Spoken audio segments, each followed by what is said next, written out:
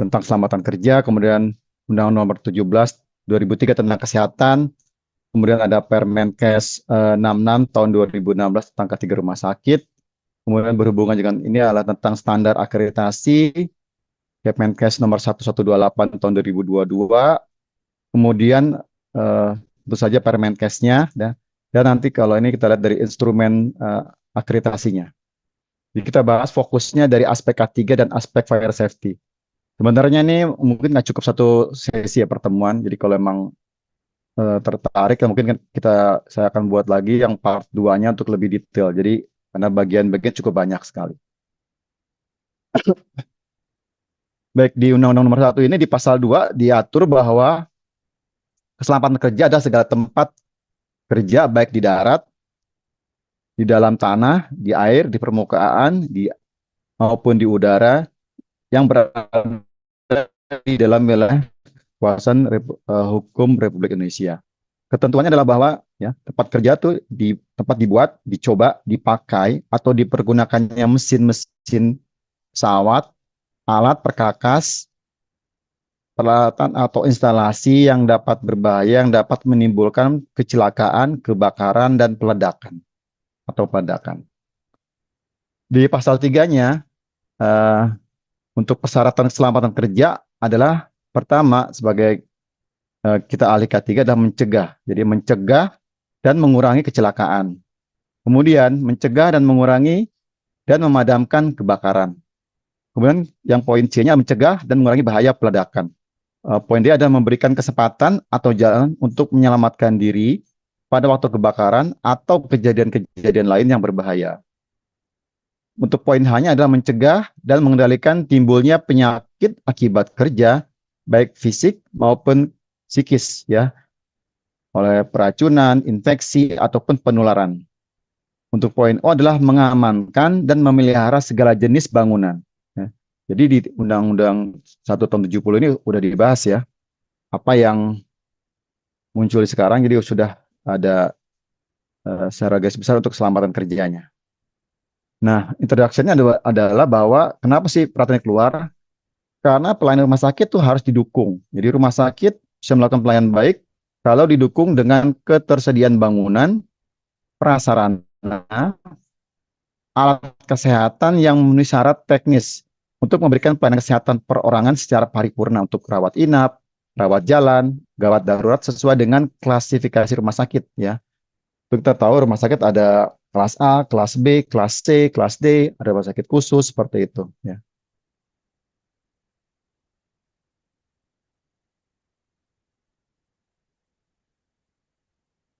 Kemudian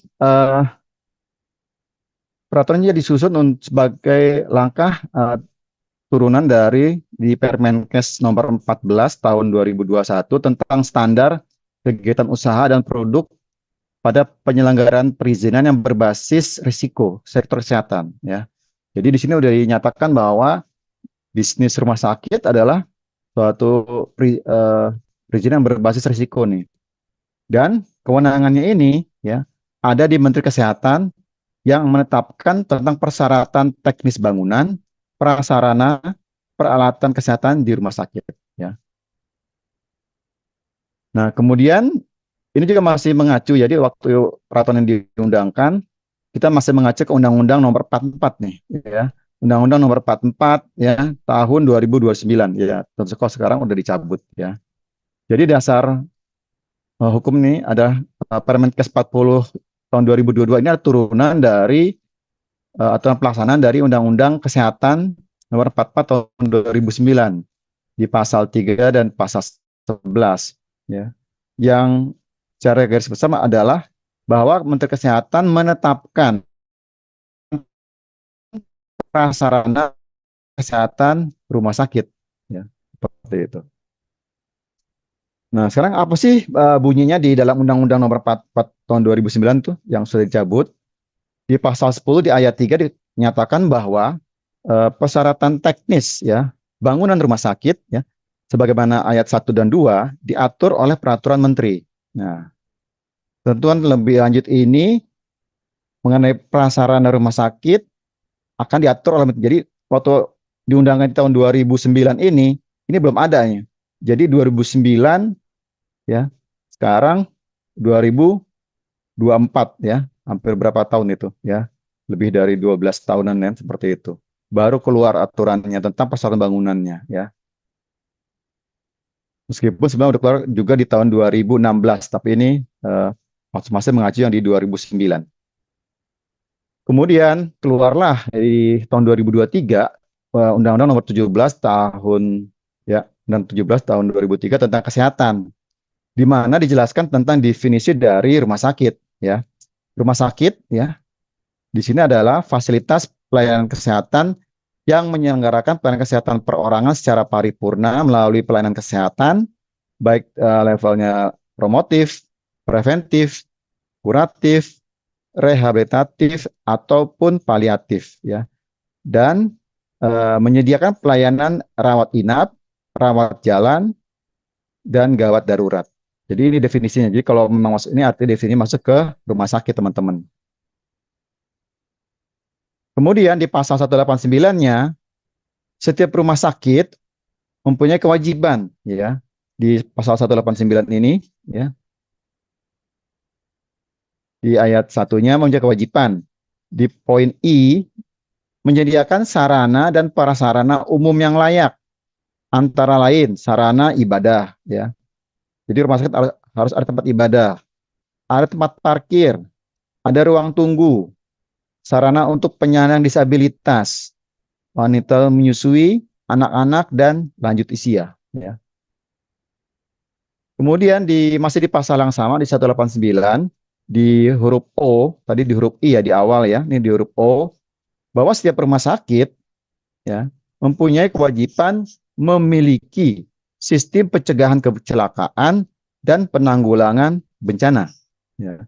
Di sini nggak disebutin ya apa bencana, tapi munculnya ada di tentang di ayat penjelasan ya. Jadi penjelasan pasal 189 huruf O, rumah sakit dibangun serta dilengkapi dengan sarana, prasarana, dan alat yang dapat difungsikan untuk mendapatkan keamanan ya, untuk mencegah kebakaran atau bencana dengan terjaminnya keamanan keselamatan pasien, petugas, pengunjung, dan lingkungan di rumah sakit.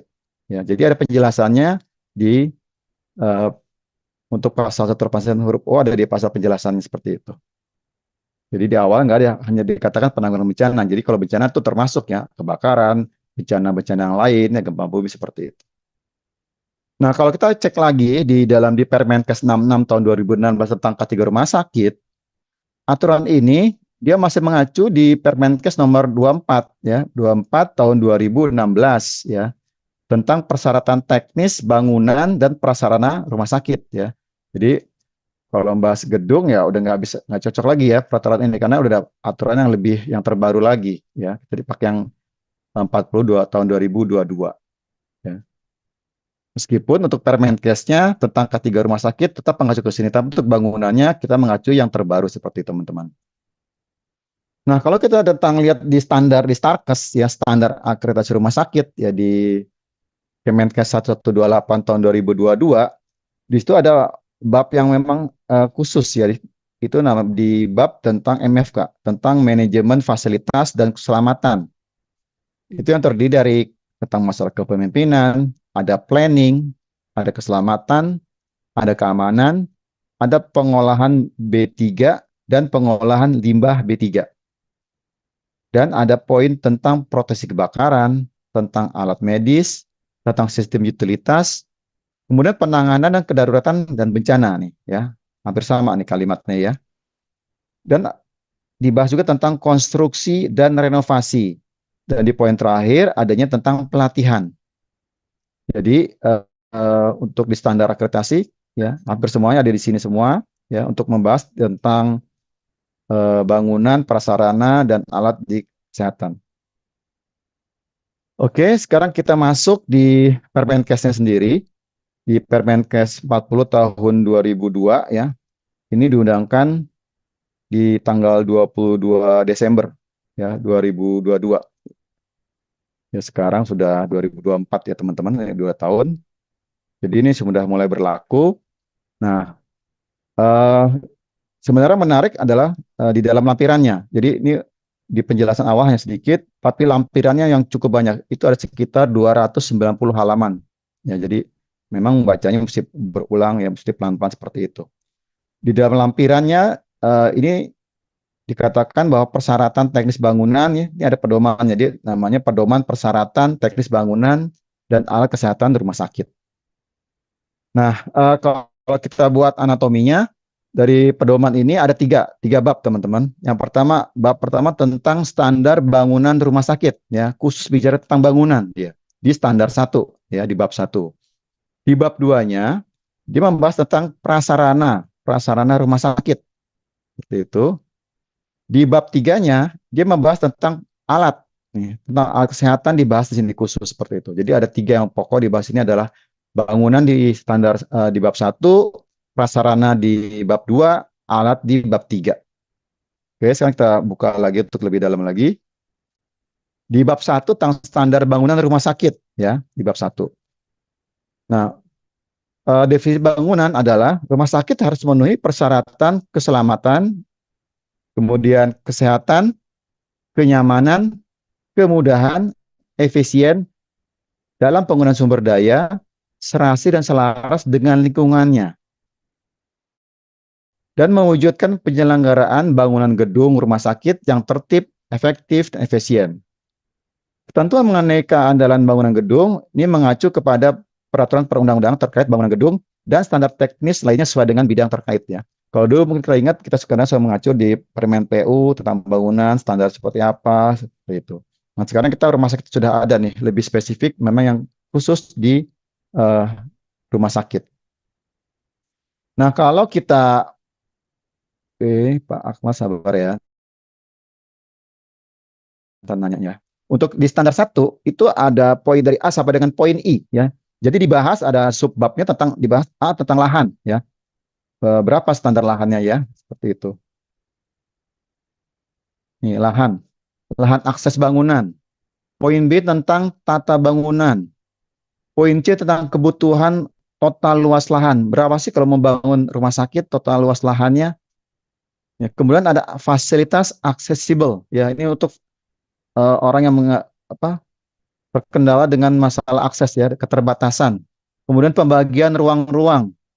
Kemudian pola hubungan antar ruang, desain komponen bangunan, kemudian sarana evakuasi bangunan, dan persyaratan struktur bangunan rumah sakit. Tentu saja saya nggak akan bahas semua, kita pilih sesuai dengan judul besarnya adalah tentang K3-nya dan fire safety-nya ya. Jadi yang sisanya mungkin kita buat di part 2-nya untuk membahas lebih detail lagi teman-teman. Untuk di bab 1 yang akan saya bahas adalah tentang kebutuhan total luas lahan bangunan di poin C. Jadi perhitungan perkiraan kebutuhan luas total bangunan itu minimal adalah 80 meter ya persegi untuk per tempat tidur ya. Gitu, teman-teman yang mau bangun rumah sakit dihitung saja nih kebutuhannya berapa standarnya nih biar dapat izinnya gampang nih ya. Ini mungkin rumah sakit yang akan berdiri ya. Kalau sudah berdiri ya itu yang harus disesuaikan lain tadi aturannya ya. Dan luas dapat berdasarkan kebutuhan pelayanan rumah sakit serta pengembangan ruang-ruang penunjang pelayanannya ya. Jadi dinyatakan ya kebutuhan total luas untuk lahan bangunan. Kemudian untuk fasilitas aksesibel ya. Jadi rumah sakit wajib menyediakan fasilitas yang khusus di rumah sakit untuk pasien atau pengunjung disabilitas ya. Contohnya toiletnya. Karena toilet untuk disabilitas berbeda. Kalau dia ada kursi roda, lebarnya pasti ada standarnya ya, seperti itu. Jadi beda dengan pasien yang memang bisa berjalan dengan normal. Kalau digunakan kursi roda, dia butuh toilet khusus teman-teman. Jadi nggak bisa digabung. Kemudian luasan koridornya, ya, ini koridornya. Tempat parkirnya, jadi mohon disediakan tempat parkir untuk disabilitas. Ya kalau dia bawa kendaraan, jadi Anda buat di marking seperti itu di parkirnya khusus untuk disabilitas. Ya. Kemudian adanya counter atau loket atau tempat informasi ini yang mudah diakses. Ya. Dan kemudian ada jalur atau pemandu ya. Jadi ada jalur ya seperti teman-teman yang naik kereta ada kan, ada yang tanda untuk orang yang mengalami keterbatasan, ada titik pandunya seperti itu, atau ada rambu-rambu atau marka yang dibuat nih, jalur bisa ya. Pintunya pun harus mudah diakses. Jadi pintunya itu ya berbeda ya teman-teman. Jadi lebarnya pun lebih lebar dari yang standarnya. Kemudian tangga. Nah, tangganya harus diperhitungkan dan liftnya juga dan atau RAM. Nah, ini jadi harus mulai dipikirkan mungkin rumah sakit yang gimana yang tidak memiliki RAM. Karena memang di sini ya, meskipun kalimatnya dan atau ya. Nih RAM. Kemudian di poin H kita bahas tentang sarana evakuasi bangunan ya. Ini penting untuk faktor safety-nya dan fire safety dan K3 secara umumnya. Di poin H, sarana evakuasi itu terdiri atas 3 bagian.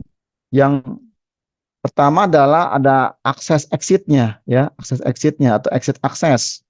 Yang kedua exit-nya ya, keluarnya. Yang ketiga bagian pelepasan atau exit discharge ya. Nah, bagian-bagian ini saya yakin kalau rumah sakit yang SLF-nya lengkap, pasti sudah ada semuanya teman-teman, sudah lengkap. Tinggal dicek lagi, sesuai nggak? Jangan-jangan pintu aksesnya tertutup atau terhalangi, tolong dicek lagi sama-sama. Di poin keempatnya, yang berhubungan dengan sarana evakuasi bangunan adalah ada rencana evakuasi. Jadi harus teman-teman harus punya rencana evakuasi ini. Kalau terjadi bencana, apa rencana evakuasinya? Kemudian adanya sistem peringatan bahaya. Ya, silakan nanti dikembangkan yang sistem bencananya pakai apa peringatan seperti itu ya. Kemudian adanya pencahayaan ekstra atau tanda arah nih.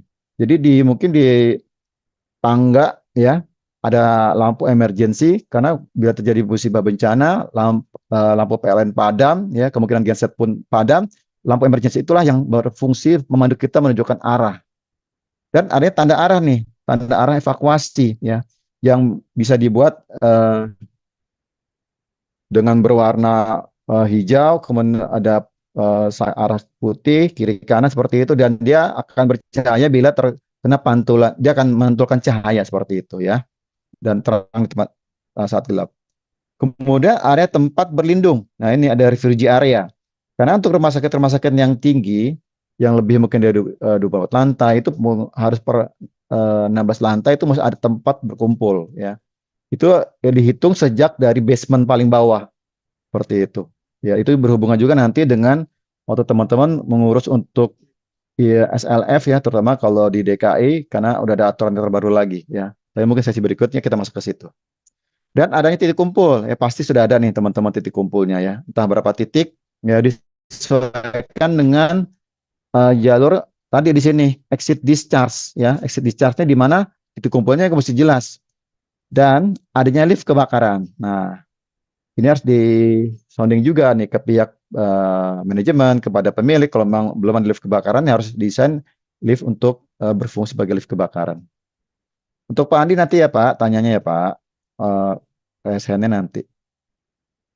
Kemudian di sarana evakuasi bangunan ya, persyaratan teknis mengenai sarana ini juga mengacu kepada peraturan perundang-undangan. Ya, jadi memang belum detail. Nanti lagi ke Permen PU, Permenaker, tentang apa, tentang hidran seperti itu. Meskipun ada nanti dibahas di bagian berikutnya. Karena memang ada beberapa titik yang kita mengacu lagi kalau lebih detailnya seperti itu. Nah, kemudian kita masuk ke dalam bab 2 ya di standar dan standar prasarana rumah sakit. Ya.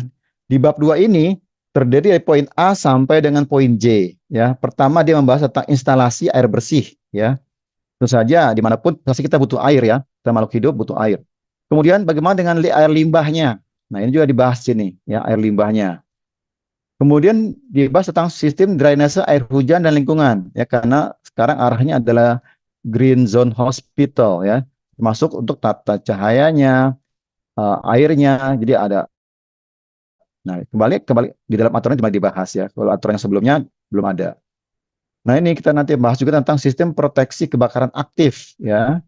Kemudian sistem proteksi kebakaran pasif serta sistem transportasi dalam gedung ya. Kemudian nanti ada tentang instalasi gas medis, kemudian sistem udara, sistem tata udara, sistem kelistrikan dan sarana elektronika bangunan dan ICT rumah sakit ya. Saya- Seperti saya katakan di awal, saya tidak akan bahas dari poin A sampai dengan poin J karena banyak kita akan pilih sesuai dengan topiknya tentang fire safety-nya dan K3 secara general seperti itu, teman-teman. Yang kita bahas sekarang tentang instalasi air bersih, ya. Nah, di situ ada tentang perencanaan, ya, penyediaan dan distribusi air bersih di rumah sakit, ya. Jadi kita harus tahu, ya, kapasitas air bersih kita berapa sih, ya, baik yang di ground tank, di rooftop, ya, ataupun yang ada di tangki pemadam kebakaran. Dan itu standarnya tuh, ya.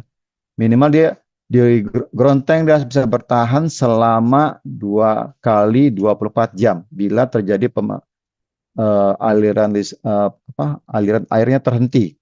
Nah, ini kembali cek masing-masing. Sebenarnya sanggup nggak, ya? Kalau nggak sanggup berarti perlu ada laporan ke pihak manajemen, ya. Jadi yang dihitung seperti itu, termasuk juga untuk tangki pemadam, hidran bak air pemadam dia harus bisa mengalirkan air selama 45 menit standarnya, ya. Kemudian sumber air bersih, ya ini akan tanya nih sumbernya dari mana? Air pump, ya kan?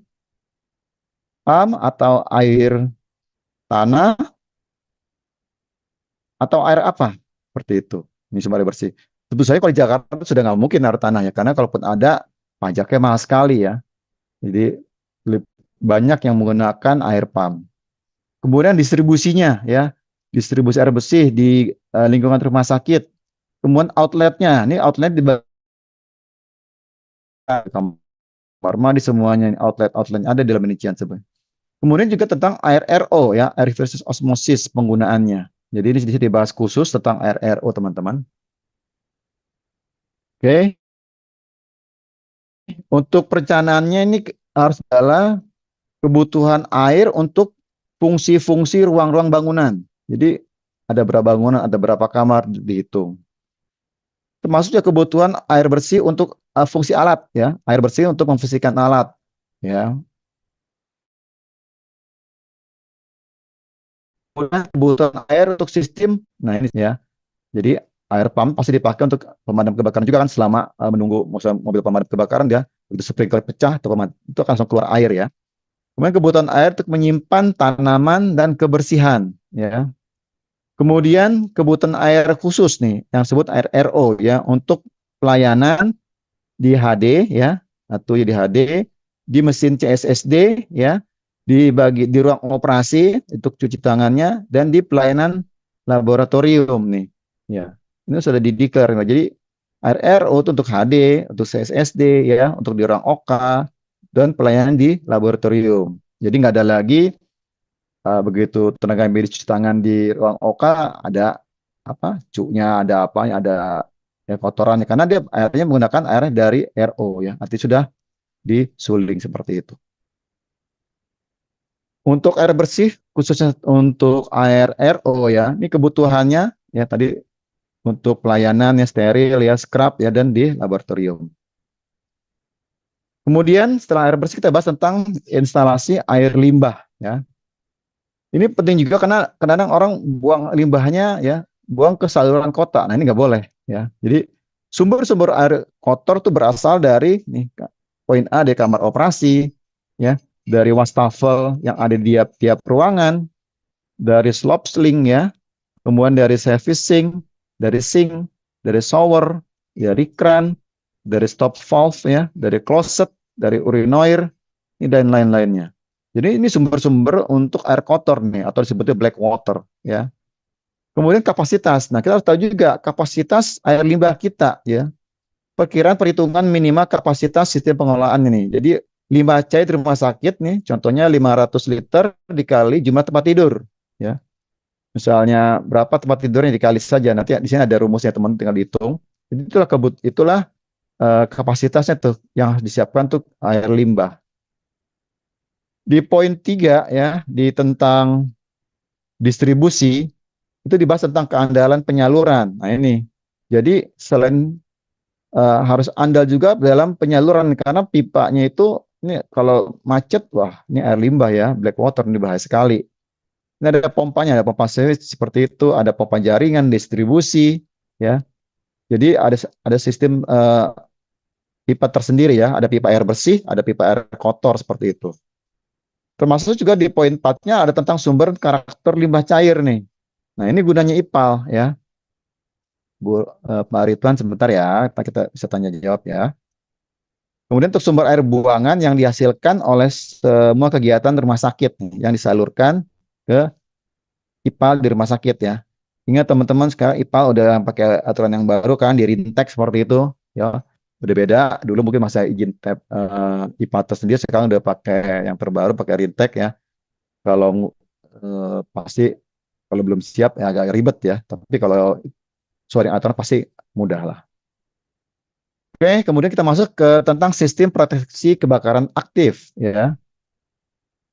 Jadi di sini ada tentang perencanaan. Jadi sistem proteksi kebakaran aktif itu adalah salah satu keandalan bangunan gedung ya terhadap bahaya kebakaran, sistem proteksi kebakaran yang wajib diadakan untuk bangunan rumah sakit ya, di mana sebagian besar penghuninya adalah pasien dalam kondisi lemah nih. Ya, ini udah dideklarasi bahwa penghuni rumah sakit itu beda ya dengan penghuni gedung di kantor, di tempat-tempat lain karena kalau evakuasi pasti penanganan berbeda teman-teman. Jadi itulah gunanya sistem proteksi kebakaran aktif ya. Sehingga dapat menyelamatkan dirinya dari bahaya kebakaran. Untuk sistem alarm dan deteksi kebakaran ya, ini ada lokasinya nih, lokasi penempatan instalasi deteksi alarm kebakaran di rumah sakit. Jadi kita bisa lihat di sini. Jadi ruangan apa, butuh apa, seperti itu ya. Ini ada tabelnya, tinggal kita aplikasikan. Ini contohnya ya. Tabel penyediaan sistem deteksi alarm menurut fungsinya nih ya.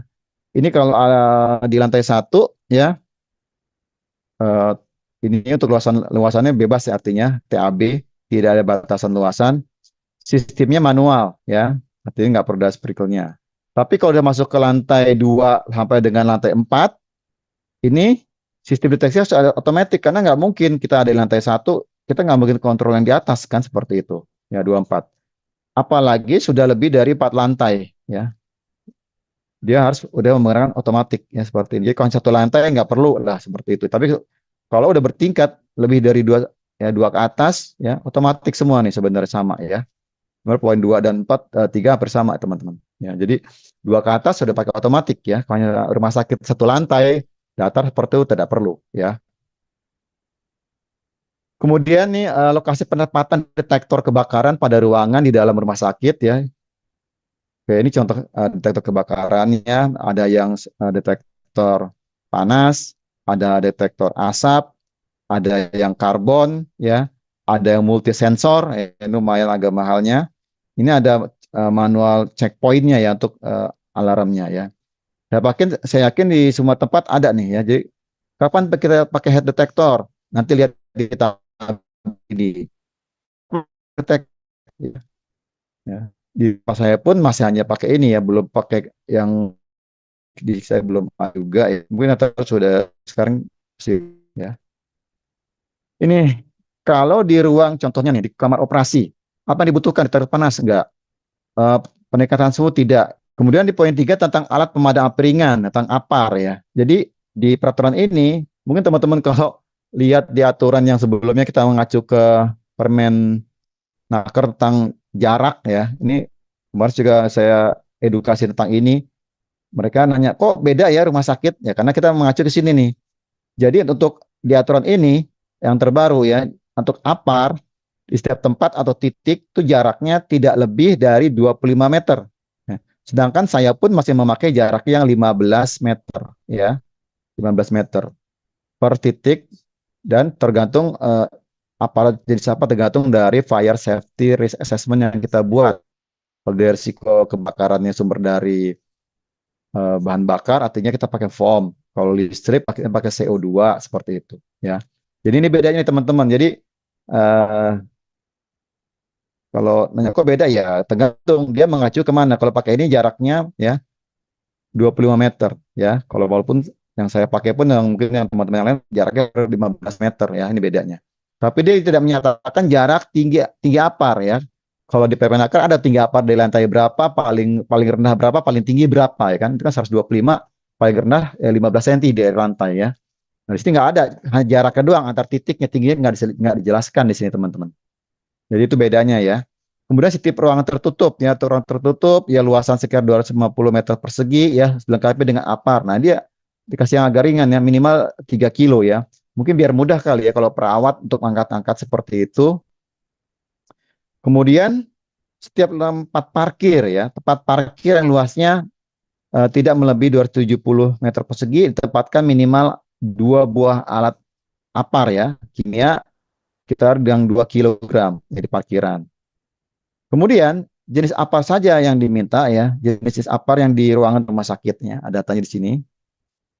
Untuk di kamar operasi ya, diminta adalah apar kelas yang jenisnya water mist ya, bisa kelas A, kelas B, kelas C ya. Kalau saya lagi edukasi untuk saya tempatkan aparnya kelas C karena dari fire safety assessment yang saya buat itu dari bersumber dari listrik ya, ataupun penggunaan misalnya kotor ya, menghasilkan panas ya.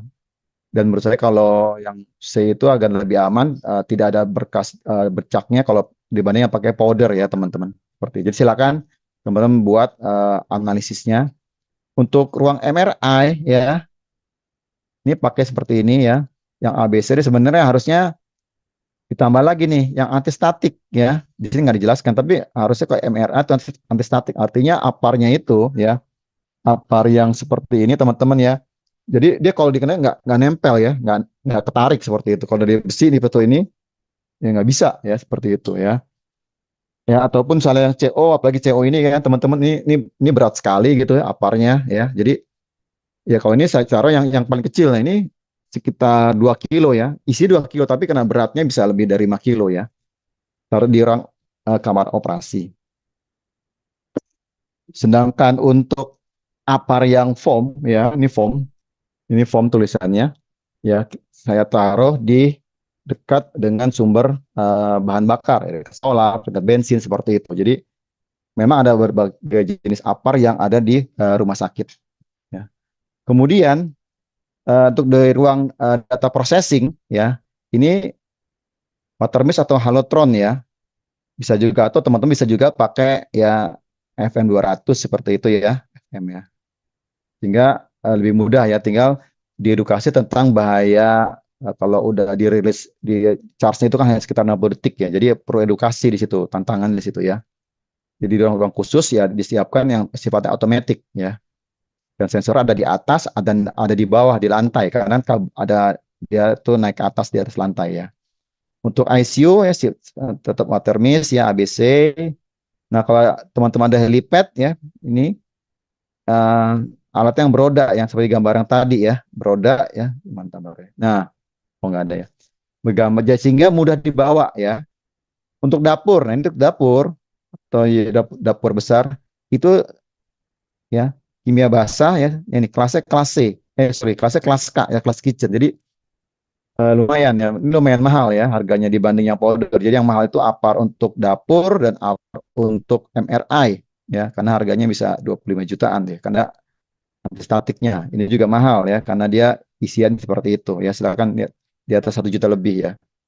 Untuk ruang diesel atau generator karena bahaya kebakaran dari listrik ya kita pakainya CO ya, jenis CO ya, bisa B atau C ya, saya pakai yang C. Untuk ruangan lain kimia kering ya, ini sesuaikan seperti itu. Jadi ini bisa dipakai, lihat uh, tempat dinasnya di mana, cocok nggak seperti disesuaikan seperti ini. Pakai yang di sini ya Pak Iksan, nanti ya sesi tanyanya ya. Oke, kemudian jenis apar. Nah, ini dari penjelasannya lah ya. Apar kelas A meliputi benda yang mudah terbakar ya. Ini pasti teman-teman dapatkan pelatihan ya. Tentang kayu ya, kayu, kertas ya, kain, majun seperti itu pakainya apar kelas A ya. Seperti ini. Nah, tadi ya. Ya, ini kelas untuk kelas A nih, dia bentuknya powder ya. Seperti itu. Ya, seperti ini yang kelas kelas A-nya yang powder ya. Untuk kelas B-nya ya cairan yang sifatnya gas seperti ini, mudah mengelola minyak ya. Dia bisa pakai yang foam ya. Yang foam kan ada tulisan di sini foam ya, pakai yang jenis foam jadi ya disiapkan.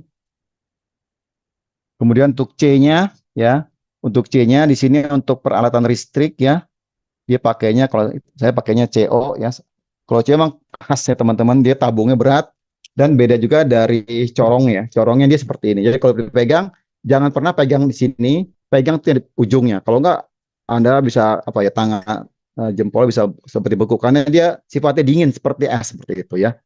Tekanan juga kencang ya. Untuk Kak, saya nggak ada contohnya teman-teman, maaf ya. Nanti untuk Kak, ini untuk kelas di tempat kebakaran ya. Ini yang di dapur yang untuk minyak seperti itu ya. Dan dia tetap mengacu di SNI 180 tahun 2021 tentang APAR portable seperti itu ya. Kemudian kita bicara tentang hidran ya, hidran halaman. Nah, ini penting. Jadi tiap bagian atau jalur akses mobil dan bangunan ya, dia harus jarak bebas sekian ya. Ini ataupun kalau nggak ada hidran kota. Jadi hidran yang milik dari pemerintah seperti itu ya. Dalam situasi perlukan lebih satu hidran, maka hidran tersebut dapat diletakkan sejajar. Jadi, nah ini kembali sebenarnya harusnya dari awal sudah didesain ya jarak radiusnya. Kemudian pasokan hidran halaman nih harus ini tekanan sekian 3,5 bar nih biasa masuknya dari apa siamisnya kan ada kan totok siamis di depan itu. Itu pasti lah waktu dibangun awal rumah sakit pasti ada ya. Di tempat saya ada sekitar dua tuh siamis yang ada di depan ada di belakang ya. Jadi teman harus tahu di mana siamis kita tuh. Jadi kalau kita kurang air, pemadam akan suplainya dari saluran siamis itu. Dan kalau bisa tahun sekali dicoba ya di blasting. Jadi mungkin jangan banyak kotoran di saluran pipanya itu ya. Serta mampu mengalirkan air nih ya selama 45 menit nih untuk hidran ya teman-teman. Ya tadi saya katakan ya.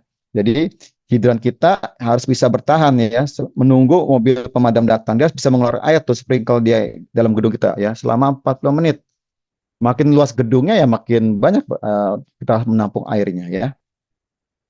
Kemudian untuk sprinkle kebak otomatis ya, sprinkle dipasang sesuai dengan klasifikasi huniannya nih. Ya, kan ada bahaya ringan, ya, ringan, sedang maupun berat. Nih, dilihat arannya, saudara kerjanya nih, ya. Dilihat kepala sprinkle-nya ya, aliran airnya, ya. Kemudian penempatannya, letaknya di mana nih? Kemudian jenis kepala sprinkle-nya, dia teman-teman lihat deh. Lagi nanti di kantor besok, ini sprinkle jenis apa sih? Kan ada warna-warnanya seperti itu ya. Mbak Selamat sebentar ya Pak. Kemudian sistem otomatisnya dipasang di seluruh bangunan nih, kecuali ruangan yang dianggap tidak diinginkan karena sifat atau fungsi ruangannya nih. Misalnya di ruang generator ya transformator yang dipisahkan dari bangunan dinding ya yang memiliki nilai ketahanan api. Nah ini dia harus punya nilai ketahanan dinding yang tahan api selama 2 jam ya. Nah ini jadi masalah ada kalau gedung rumah sakit telah berdiri sebelum aturan ini ada itu bagaimana ya?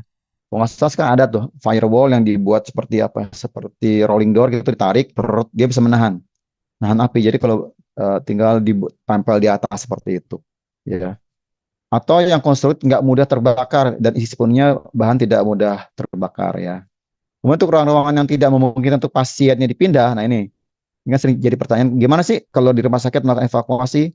Jadi untuk pasien yang nggak mungkin dipindah, ya misalnya dicontoh di ruang operasi ya, ruang ICU, ruangan radiologi, kan lagi pasien di operasi nggak mungkin dipindah di ICU dia lagi butuh alat ya justru dia bisa bertahan minimal 2 jam di situ makanya diminta di sini ada dinding lantai yang punya ketahanan api ya 2 jam nah seperti itu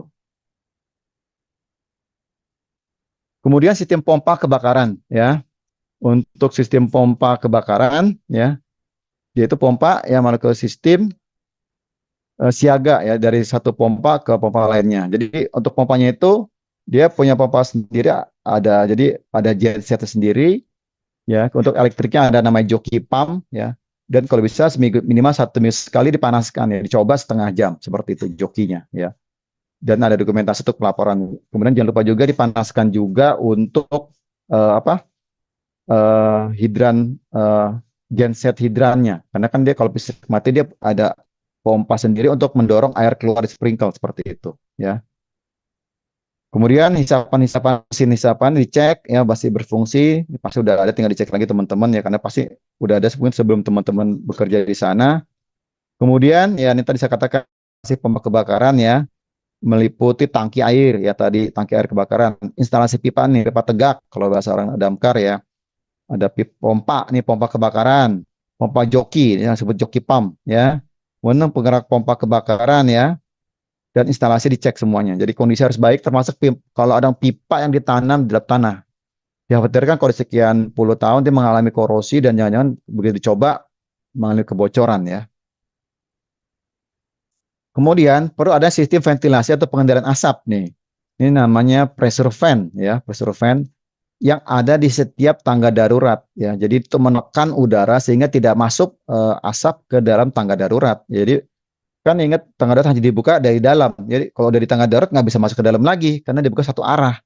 Begitu masuk ke tangga darurat dia segera turun ke bawah. Itu desainnya. Jadi jangan sekali-kali tangga darurat itu diganjel ya. Biar gampang keluar masuk diganjel kayak biar dibuka gitu. Jangan. Jadi fungsinya nggak berfungsi. Dan disarankan kalau saya seminggu sekali, sebulan sekali itu dicoba ya. Anda pakai alat ukur tekanan angin, dihidupkan pressure fan-nya, itu berapa tuh? Coba di lantai 1, lantai 7, lantai yang paling tinggi, dilihat ada ukuran standar ya teman-teman ya.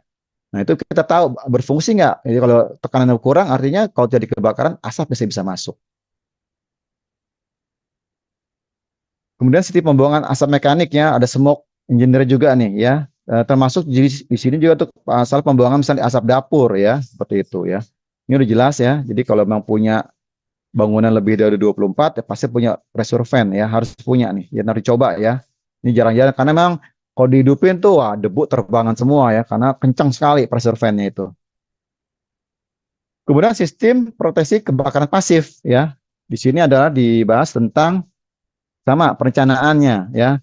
Perencanaan pada bangunan rumah sakit ya meliputi klasifikasi ini. Ada risiko kebakarannya, ada geometri ruang, bahan bangunan, ataupun jumlah penghuni bangunan di rumah sakit ya. Dan sistem proteksi pasif nih harus memenuhi ya. Ini salah satunya nih persyaratan kinerja ya. Jadi lingkungan fisik bangunan rumah sakit dirancang dan dikelola memenuhi keselamatan jiwa. Ini contohnya nih ya.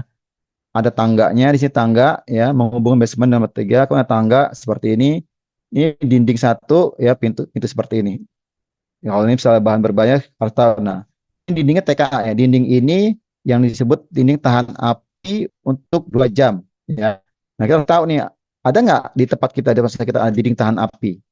Kalau enggak berarti saat usulan ke manajemen ya mungkin tidak semuanya berapa unit yang memang tadi di atas di ruang operasi, di ruang ICU itu dindingnya dan pintunya juga tahan api dia ya seperti itu. Jadi ya kalau di ICU udah nggak usah dievakuasi, kebakaran diam di situ. Tunggu petugas ya nggak mungkin dievakuasi pasti ya sampai di titik kumpul meninggal karena dia butuh alat bantu. Ya makanya kita coba evakuasi situ dan harus tahu berapa lama damkar itu datang ke tempat kita ya untuk butuhnya latihan drill. Nah ini untuk konstruksi tahan api nih ya ada tanahnya di bawah tanah jadi nanti bisa ngambil gambarnya contoh seperti ini. Kemudian sistem proteksi kebakaran juga ada tentang kompartemen ya jadi masih ada kompartemen yang tahan api di sini ya misalnya di bagian tangga kebakaran jadi tidak semua lantai itu digunakan untuk ruangan ya. Jadi ada bagian tertentu yang disisakan sebagai kompartemen tahan api. Jadi titik kumpul sementara dia seperti ini ya. Misalnya ini gambar memang kurang jelas ya. Kemudian berikutnya tentang perlindungan pada bukaan nih ya, bukaannya. Jadi setiap bukaan dalam penghalang api harus dilindungi untuk membatasi sebaran api dan mencegah gerakan asap. Ada perlindungan bukaannya.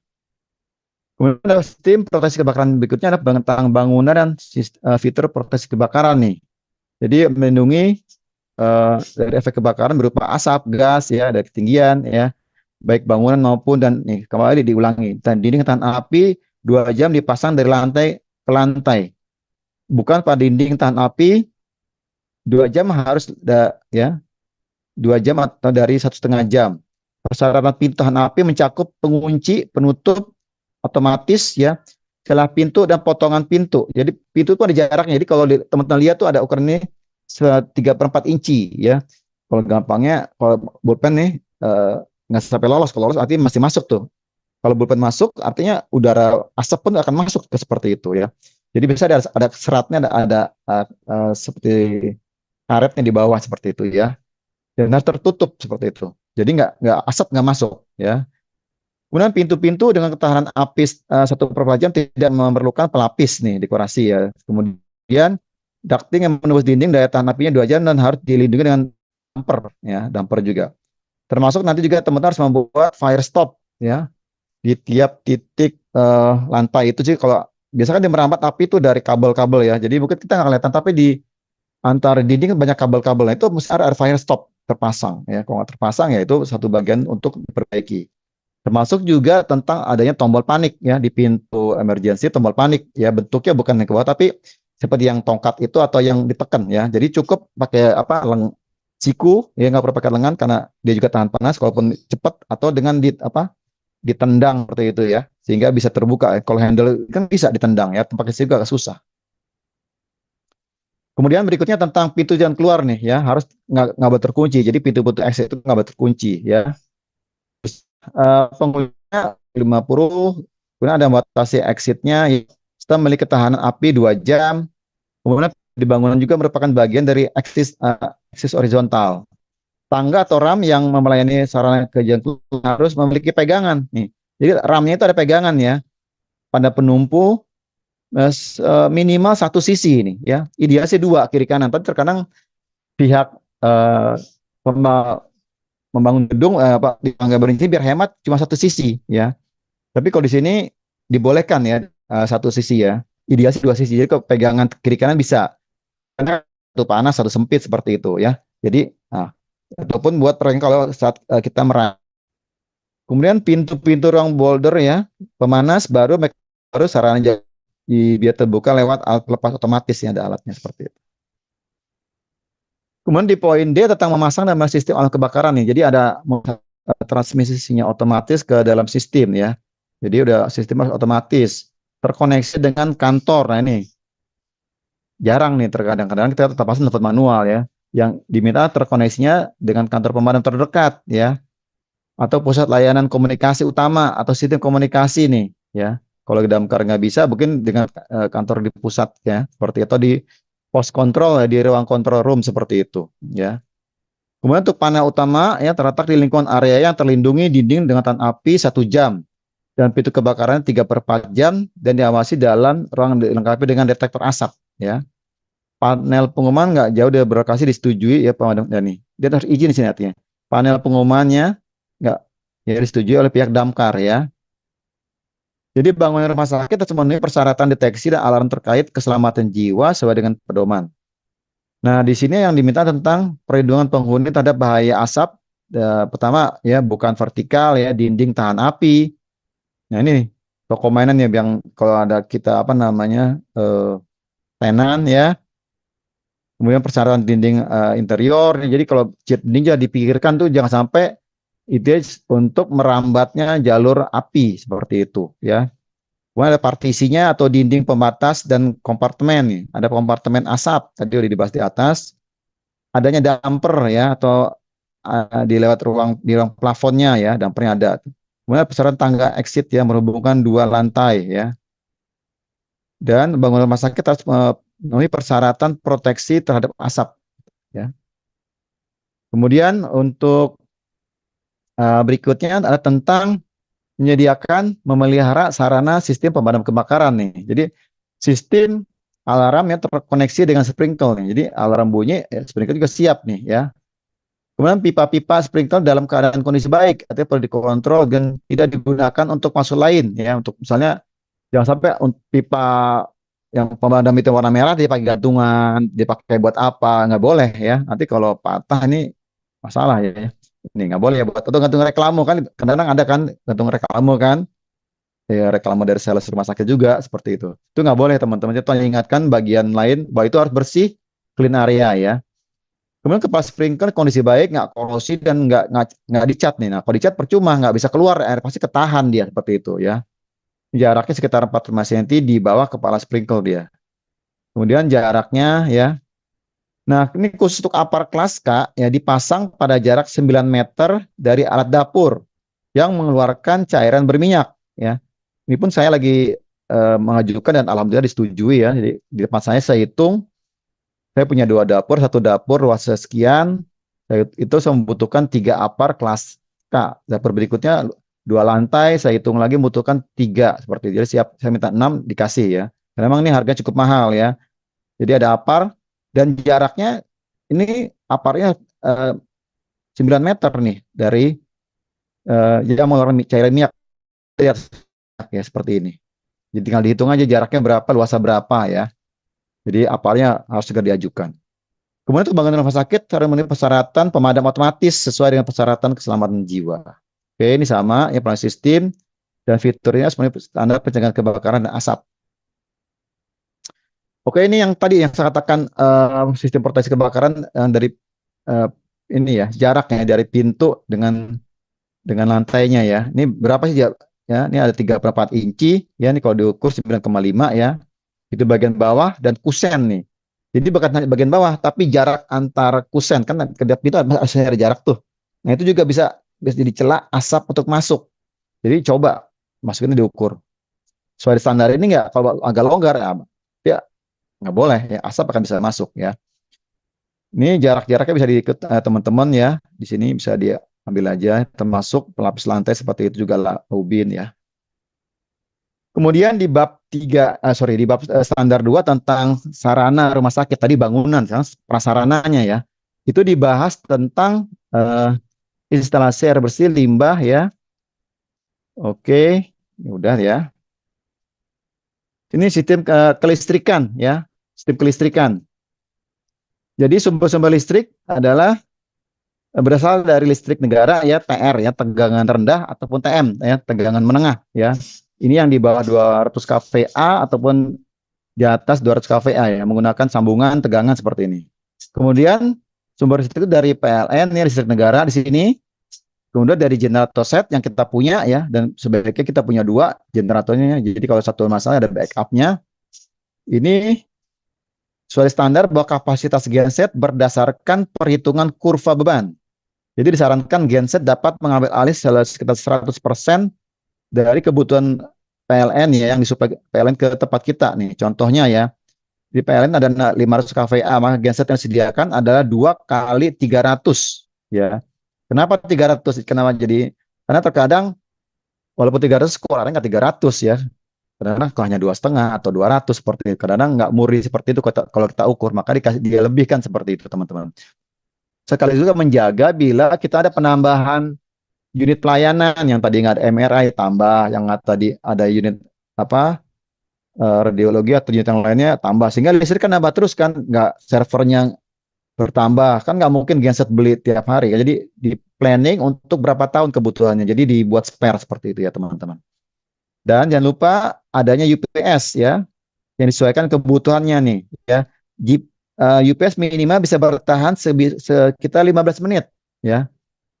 Kita ingat 3 tahun lalu ada rumah sakit teman kita yang mengalami musibah, UPS-nya meledak ya di ruang radiologi ya. Nah ini. Jadi UPS harus dipantau dan dia bisa bertahan selama 15 menit. Jadi kalau kedipnya itu hanya 15 detik, berarti sebenarnya nggak ada masalah. Harusnya langsung tercover oleh UPS ya. Kan paling sering-sering komplain kan orang radiologi kan. Seperti karena, Pak, alat saya nih rusak nih gara-gara listriknya ngedip. Nah, ya, harusnya bisa tercover kalau UPS-nya benar. Ya seperti itu. Sekarang bicara kapasitas listrik ya. Jadi ada perencanaan listrik harus diawali dengan besaran listrik serta bebannya. Kemudian digunakan perhitungan dengan asumsi sekitar 5 kVA per tempat tidur ya perhitungannya. Kemudian ada perhitungan kebutuhan secara untuk apa saja nih, misalnya untuk penerangan ya, stop kontak umum, stop kontak khusus ya, misalnya untuk bed head, pendarat lainnya, untuk chiller ya, outdoor, kompresor, AHU ya, ini bisa dihitung ya, dan terpisah nih di panel-panel teman-teman ya. Termasuk pompa-pompa air nih, IPAL ya, pasti pakai listrik kan, air kotor, hidrannya nggak boleh berhenti nih.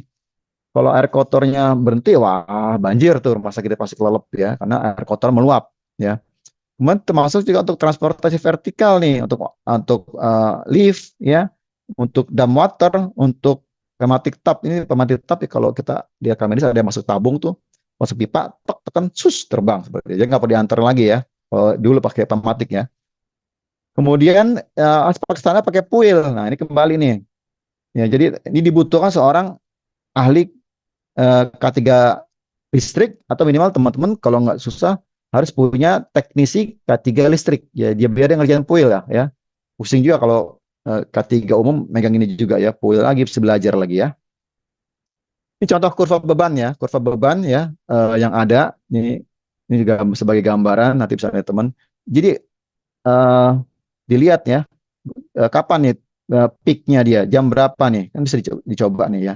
Tapi harus punya alatnya ya. Kalau nggak punya alatnya bisa juga panggil vendor ya, ya sama. Kan bisa ada termo kan, alat termografi yang dihitung kan, panen seperti itu. Kualitas listriknya, jadi kualitas listrik ya stabil tegangannya sini menggunakan UPS ya secara baik terpusat maupun nah nih UPS bisa terpusat ya maupun per unit nih. Ya biasa orang ngasih per unit biar gampang ngawasinnya kan. Kalau terpusat tarik kabel lagi ya. Memang ribet di kabel tapi gampang maintenance-nya karena kontrol satu titik ya. Kemudian pemasangan tegangan ada transceivernya, spek-nya ya, suppressor termasuk ini tadi nih kalau kita mengatasi masalah dengan pakai ini harmonik nih, aktif harmonic filter ya. Nanti bisa diskusi lagi ya dengan orang teknisi listriknya nih. Dan jangan lupa kita harus lihat juga tentang kapasitor banknya. Ya ini hati-hati juga nih kalau nggak dikontrol bisa meledak ya kapasitor banknya. Ini ada mutunya tegangannya berapa ya harmonisnya berapa persen ya. Kemudian ada kesinambungan dan suplai listrik ya di tiap ruang bangunan rumah sakit selama 24 jam. Dan pada orang-orang fungsi pelayanan tertentu disyaratkan supaya listrik nggak boleh terputus nih. Oleh karena itu disediakan generator set dengan waktu peralihan maksimal nih teman-teman ingat nih. Standar ini maksimal 15 detik. Jadi teman-teman yang rumah sakitnya peralihan masih manual, begitu listrik mati, oh baru apa petugas lari ke genset, hidupin gitu kan. Coba dihitung deh. Nyampe nggak dia misalnya tongkrongan di 15 detik? Kalau nggak nyampe, usulkan untuk otomatis atau posnya dia dekat genset ya, seperti itu 24 jam. Kemudian untuk UPS-nya ya dapat disediakan terpusat maupun bersama ya. Untuk kelistrikannya disediakan sesederhana mungkin untuk memudahkan dalam operasi dan maintenance-nya ya. Jaringan harus dirancang agar titik air harus memenuhi kualitas. Jadi listrik dari awal sampai titik akhir itu harus sama ya diukur ya. Kemudian sistem kelistrikan direncanakan sejak awal pembangunan. Jadi ya sejak awal desain yang jadi masalah kalau rumah sakit itu 20 tahun berdiri, nah kan listrik nambah terus ya. Tadi genset yang lama juga. Nah, itu bagaimana masih mengcover enggak? Ya. Kalau mengcover kan harus menghitung bagian mana yang perlu mungkin harus ya didahulukan, bagaimana yang bisa nunggu lagi seperti itu. Ideal semua tercover, tapi yang terbaru nih 100% ya teman-teman, jadi nggak bisa dipisah-pisah lagi ya. Ini contoh ya untuk sebenarnya kita bantu bagian mana sih yang berisiko yang harus diutamakan. Ini contohnya nih di bagian IGD. Ini ada kelas 0, kelas 1, kelas 2. Makin tinggi kelasnya berarti dia makin membutuhkan ketergantungan terhadap listrik. Kalau di IGD yang paling penting nggak boleh mati listrik di ruang tindakan. Ini di kelas 2 ya. Nah, kalau di rawat jalan, di Rajal, pendaftaran boleh lah mati ya, karena kelasnya 0, ya kan. Ruang tunggu, nggak apa-apa, nunggu ini masih gelap, bisa pakai baterai handphone ya. Di ruang periksa, nggak boleh, dia kelasnya kelas 1. Di ruang tindakan, dia kelasnya kelas 2. Nggak boleh mati sama sekali, ya. Termasuk di sini ada hitungan detiknya juga, teman-teman di sebelah kanan ya. Untuk rawat inap, nih, di kamar pasien, di kelasnya kelas 1 ya, bukan kelas 0 ya. Di ruang tindakan, kelas 2. Ruang isolasi, kelas 1. Terus ke bawahnya ada ya, termasuk di kebidanan seperti itu ya. Nah, yang di sini ya contoh di ruang bedah sentral ya, kamar bedah nggak boleh mati ya kan, semua harus hidup ya. Yang lainnya boleh tuh pendaftarannya, ruang anestesi boleh ya, ruang tindakan nggak boleh dia. Di ICU ini hampir semuanya kelas 2 ya, kecuali ruang linen itu pun kelas 1 ya. Ruang gudang obat ya, semuanya masuk kelas 2 harus hidup terus ya. ICU, NICU, PICU ya, ruang luka bakar harus kelas 2. Nah, ini definisinya nih, kelompok O adalah lokasi di mana tidak ada bagian terapan yang akan digunakan. Masih nggak ada masalah kalau mati ya, karena tadi contohnya di pendaftaran. Kelompok 1 adalah lokasi medik di mana bagian terapan yang dimaksud untuk digunakan secara eksternal masuk ke sembarang bagian tubuh ya, kecuali oke. Di kelompok 2 lokasi medik ya, di mana terdapat bagian terapan yang digunakan, contohnya nih di ruang operasi, ruang bedah ya. Ini nggak boleh kalau listrik mati, ini bisa terjadi kegagalan ya. Seperti itu. Dan suplainya dapat menyebabkan kematian pasien. Jadi yang berisiko masuk kelas 2 ya. Lihat di tabel itu teman-teman. Kemudian di standar juga tentang sarana elektronik ya. Jadi ini harus ada nih standar kalau sistem deteksi alarm kebakaran masuk di sini ya, tata suara ya, sistem panggil perawat, nurse call ya, code blue, paging ya masuk di sini, CCTV ya harus tetap bisa dilakukan. Kemudian termasuk integrated building management system ya, ada juga. Kemudian persyaratan sistem elektronik ya atau ICT ya. Jadi harus dia tercover juga sistem elektronik di bangunan. Kemudian bab terakhir tentang standar peralatan kesehatan, ya, alat ya, dibahas tentang pemeliharaan ya. Jadi pemeliharaan apa dibagi jadi dua kategori ya, meliputi inspeksi, preventif, inspection ya, kemudian korektif ya di sini. Jadi ada preventif, ada korektif seperti itu ya. Jadi ini jatuh pemeliharaannya nih ya yang dilakukan oleh usernya ya. Jadi bukan orang elektromedis semua. Kalau alat ada ribuan, kapan selesainya? Jadi usernya harus rajin merawat alat tersebut ya. Nanti diedukasi oleh elektromedis. Kemudian di F-nya tentang di ruang dekontaminasi ya. Dekontaminasi.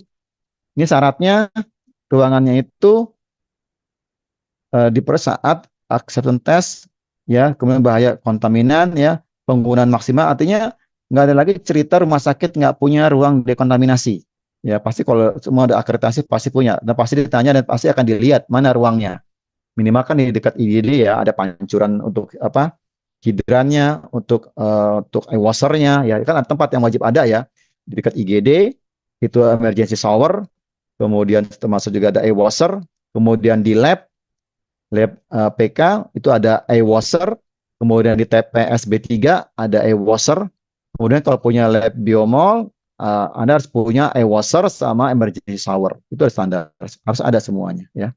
Jadi satu bagian untuk dekontaminasi.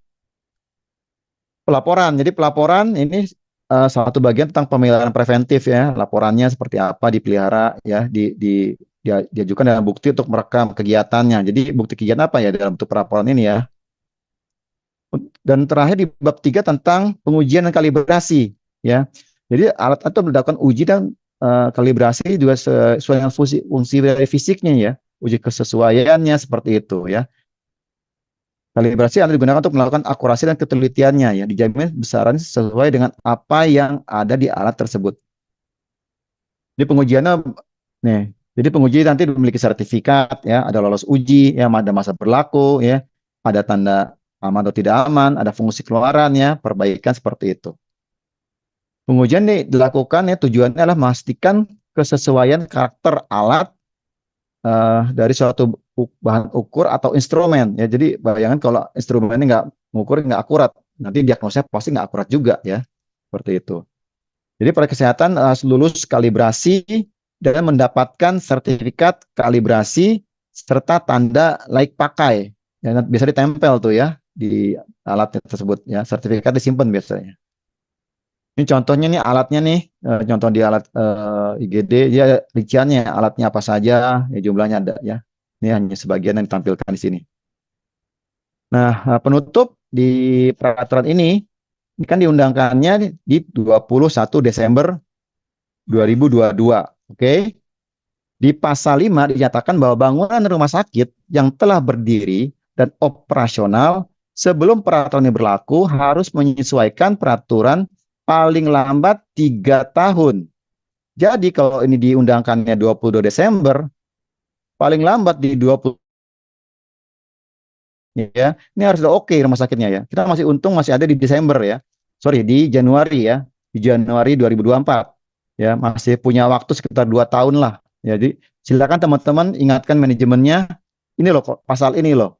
Karena pasti berhubungan dengan biaya, ini mahal sekali. Kalau nggak jangan sampai mau akreditasi baru beli firewall segala macam lah. Ribet ya. Dan sekarang diajukan. Ini rumah sakit yang telah berdiri dan operasional. Nah, untuk rumah sakit yang memiliki izin tetapi bangunannya nggak terintegrasi, yang nggak saling terhubung, nggak sesuai, juga sama. Dikasih masa tenggat 3 tahun juga sama nih. Ya, kita semua ada di sini ya, di kotak kuning. Ya, nanti tenggat waktunya di Desember 2025. Ya, jadi silakan ingatkan manajemen atas batas waktu yang diberikan ini. Jadi kalau teman-teman akreditasinya 2022 ya, pasti di 2025 udah mulai kena nih ya. Ya kan kalau 3 tahun pasti di sini kena lagi nih. Jangan sampai wah nggak siap nih. Ini karena kosnya mahal sekali. Baik, itu teman-teman, Pak Arif. Terima kasih. Waktu saya kembalikan ke Pak Arif. Baik, terima kasih Pak Wahyuda, luar biasa ya teman-teman semuanya. Dan ini sudah ada yang bertanya sebelum kita lanjut ke sesi tanya jawab teman-teman semuanya. eh ada beberapa informasi yang akan kami sampaikan terlebih dahulu. Untuk teman-teman semuanya, silahkan yang ingin bertanya bisa tuliskan pertanyaannya di kolom Q&A ya. Dan nanti akan kita berikan kesempatan teman-teman untuk bisa dijawab satu persatu pertanyaannya oleh Pak Wahyuda. Atau jika ada yang ingin bertanya langsung, silahkan klik raise hand. Nah, pertanyaannya wajib sesuai dengan topik yang dibahas. Terkait absensi nanti akan saya berikan di kolom chat Zoom ya setelah saya menyampaikan beberapa informasi untuk Bapak Ibu semuanya. Yang pertama untuk aplikasi Mika ya, silakan bisa dipastikan apakah sudah platinum atau belum ya, karena ini berhubungan dengan sertifikat. Jika teman-teman ingin mendapatkan sertifikat, maka silahkan bisa di-upgrade terlebih dahulu menjadi platinum. Ya, kalau misalkan masih silver, nanti ada gemboknya ya, ini yang di sebelah kanan. Maka sertifikatnya tidak langsung terbit ya.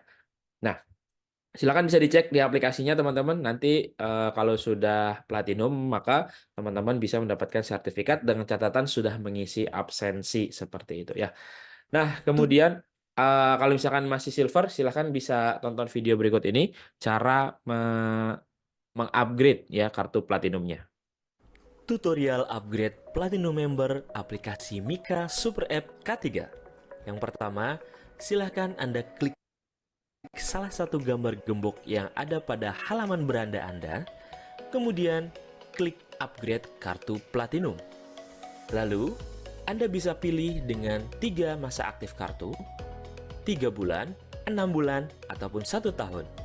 Setelah itu, klik upgrade sekarang. Kemudian Anda bisa pilih metode pembayaran melalui virtual account atau juga e-wallet. Setelah itu, klik bayar. Kemudian, silahkan salin rekening virtual Anda dan lakukan transfer berdasarkan nominal yang telah tersedia pada aplikasi. Dan khusus Anda yang menggunakan Mandiri, silahkan Anda pilih pihak ketiga, yaitu Sendit 88908, sesuai dengan 5 angka yang ada di depan rekening virtual Anda. Setelah Anda transfer, silahkan Anda buka kembali aplikasi Mika Super App K3, lalu refresh kembali aplikasi Anda. Setelah itu, Anda bisa klik nama Anda, lalu akan muncul member card Platinum. Oke. Itu tadi ya cara untuk mengupgrade Platinum. Jadi tidak hanya mendapatkan sertifikat, teman-teman bisa membaca modul pelatihan dan juga regulasi K3. Nah, untuk rekaman webinar juga akan kita tayangkan di channel YouTube-nya Kak Cik Deni. Dan teman-teman silahkan subscribe dan klik tombol loncengnya supaya nggak ketinggalan video-video selanjutnya. Dan terkait perpanjangan dan lisensi, teman-teman silahkan yang punya SKP dan lisensi ahli K3 umum bisa dicek apakah sudah expire atau belum. Jangan sampai teman-teman memiliki SKP dan lisensi ahli K3 umum sudah expire lebih dari 1 tahun, maka teman-teman wajib refreshment kembali ya. Itu sayang banget ya karena lumayan harganya. Mending perpanjang sebelum 1 tahun ya. Kalau misalkan sudah expire-nya Januari, silahkan bisa langsung perpanjang. Yang penting tidak 1 tahun dari masa expire. Kemudian kita juga ada perpanjangan lisensi K3 ya. Ada Damkar, Supervisor Perancas sampai dengan TKPK, TKBT. Kita juga ada CEO alat berat. Kalau saat ini memang kita ada yang forklift dan crane ya. Oke. Selanjutnya teman-teman, buat yang ingin terjun ke dunia K3, kita buka ahli K3 umum ya di bulan Februari secara online training, dan ini minimal kalau untuk yang Kemnaker minimal D3 pendidikannya. Dan kalau misalkan ingin yang offline, kita juga ada jadwal yang tatap muka langsung sama-sama di bulan Februari. Dan untuk tahun ini memang untuk yang offline dan online ada perbedaan harga ya, kalau untuk tahun lalu sama. Nah, kalau untuk teman-teman yang SMA dan SMK bagaimana? Walaupun sudah punya pengalaman bertahun-tahun ya. Dan kalau untuk yang SMA atau SMK, teman-teman bisa mengikuti yang ahli K3 BNSP. Dan ini teman-teman bisa mengikuti di bulan Februari. Atau misalkan teman-teman yang sudah mengikuti ahli K3 umum Kemnaker ingin mendapatkan ahli K3 BNSP, bisa langsung ujian saja ya, seperti itu. Nah, kemudian untuk teman-teman yang sudah memiliki ahli K3 umum Kemnaker, bisa di-upgrade lagi ilmunya dengan cara mengikuti yang auditor SMK 3. Kita akan laksanakan di bulan Februari ya, dan ini masih ada harga early bird-nya sampai dengan 9 Februari seperti itu. Dan buat teman-teman yang ingin mengikuti sertifikasi ahli K3 Muda Lingkungan Kerja, kita juga akan running di tanggal 15 Februari ya. Dan ini teman-teman dilaksanakan secara blended training. Dan untuk sertifikatnya dapat 2 ya, untuk sertifikat Hygiene Industry mudanya dari BNSP, serta untuk SKP ahli lingkungan kerjanya dari Kemnaker. Jadi ada yang dari BNSP dan juga Kemnaker.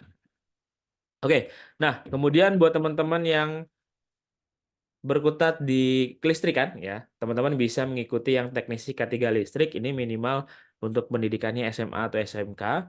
Dan kalau misalkan teman-teman yang D3 minimal, silahkan bisa mengikuti yang ahli K3 listrik, dan ini dilaksanakan secara offline training. Kalau yang teknisi K3 listrik tadi secara blended ya. Dan buat teman-teman konstruksi, silahkan bisa mengikuti ahli muda K3 konstruksi secara online training. Dan kalau misalkan sudah punya ahli muda K3 konstruksi, lanjutkan lagi nih ke Madya K3 konstruksi. Jadi untuk Madya wajib muda terlebih dahulu ya, ahli muda K3 konstruksi dulu, baru bisa mengikuti yang ahli Madya. Kalau misalkan teman-teman semuanya ya Bapak-Bapak yang mengawasi peranca, silakan bisa mengikuti supervisor peranca yang akan dilaksanakan di bulan Februari. Tapi kalau teman-teman memasang dan membongkar peranca, silakan bisa ikut yang teknisi K3 peranca. Atau teman-teman yang di perusahaannya masuk ke dalam tim tanggap darurat, silakan bisa ikut yang petugas peran kebakaran kelas D di bulan Februari, dilakukan secara blended training, dan juga petugas damkar kelas C ya, dan sama ini dilakukan di bulan Februari juga. Atau teman-teman yang masuk ke P3K. Nah, tim tanggap darurat P3K di sini kita juga akan melaksanakan di bulan Februari ya. Silakan bisa dimanfaatkan untuk harga early bird-nya masih ada ya. Lumayan promonya 1 jutaan dan ditambah dengan diskon kode referral. Jadi 1,1 juta ya untuk harga perbedaannya. Kemudian untuk teman-teman yang bekerja di ketinggian, kalau misalkan teman-teman bapak-bapak semuanya nih bekerja di atas platform peranca, bisa mengikuti yang TKBT tingkat 2 ya, untuk yang bangunan tinggi. Tapi kalau misalkan bapak-bapak semuanya bekerja dengan akses tali, silahkan bisa ikut yang TKPK tingkat 1 seperti ini. Dan masih ada harga early bird-nya untuk yang TKPK sampai dengan 28 Januari ya, besok berarti ya. Oke, nah kemudian ini operator forklift yang sering dipalsukan. Silahkan bisa mengikuti untuk operator forklift, pastikan tim kita atau forklift kita CEO-nya adalah asli ya teman-teman. Kita akan melaksanakan juga di bulan Februari. Nah, ini yang tadi sudah disampaikan juga oleh Pak Wahyuda. Silakan untuk teman-teman yang bekerja di rumah sakit ya. Nah, ada juga untuk K3 rumah sakit kita laksanakan bulan Februari secara online yang Kemnaker. Tapi kalau yang BNSP ini ada paramedis K3 muda ya, dilaksanakan secara blended training di tanggal 19 sampai 22 sama tanggalnya ya untuk di bulan Februari ini. Silakan bisa dimanfaatkan untuk harga early bird-nya masih ada sampai tanggal 9 Februari. Kemudian untuk teman-teman atau bapak-bapak semuanya yang ingin mengikuti teknisi K3 ruang terbatas, kita juga akan running di bulan Februari ya, di pertengahan Februari tanggal 16, dan masih ada harga early bird-nya. Atau buat yang ingin mengikuti sertifikasi operasi K3 Migas BNSP serta pengawas K3 Migas BNSP, kita akan running juga di awal Februari ya. Dan ini yang paling dibutuhkan juga untuk menjadi petugas investigasi insiden ya. Ini bisa teman-teman ikuti secara online training di tanggal 12 Februari sampai dengan 16 Februari masih ada harga early bird-nya juga, diskon 1 juta rupiah. Nah, ini adalah ATK yang akan didapatkan oleh teman-teman semuanya jika mengikuti pelatihan di Media Tama sesuai dengan pelatihannya ya, nanti akan dikirimkan kalau untuk pelatihan yang online, dan kalau yang offline langsung diberikan langsung pada saat pelatihan di Media Tama. Nah, kemudian kalau misalkan teman-teman tadi saya cek banyak nih yang tanya bagaimana caranya untuk mendownload modul.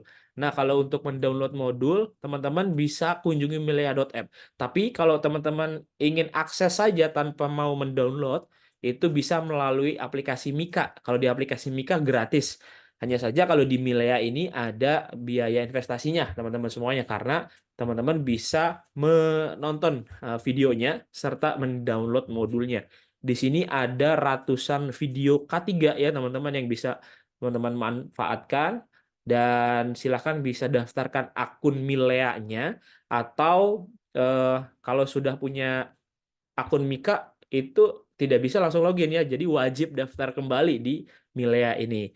Dan di sini silahkan kalau misalkan teman-teman ketinggalan juga nih webinar sebelumnya, saya pengen dapat sertifikat yang ini misalkan, tapi kalau tonton di YouTube kan nggak dapat sertifikat. Nah, silahkan bisa kunjungi milea.app. Kelebihannya bisa mendownload sertifikat dan juga mendownload modul ya. Seperti itu. Urutkan berdasarkan waktu publish yang terbaru. Harganya dimulai dari 75 ribuan saja ya, nggak nyampe 100 ribu.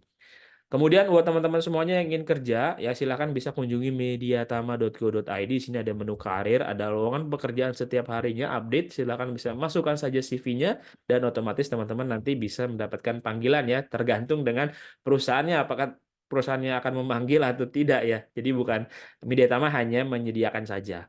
Kemudian untuk teman-teman semuanya yang ingin buat CV, silahkan bisa dimanfaatkan untuk buat CV online di aplikasi Mika.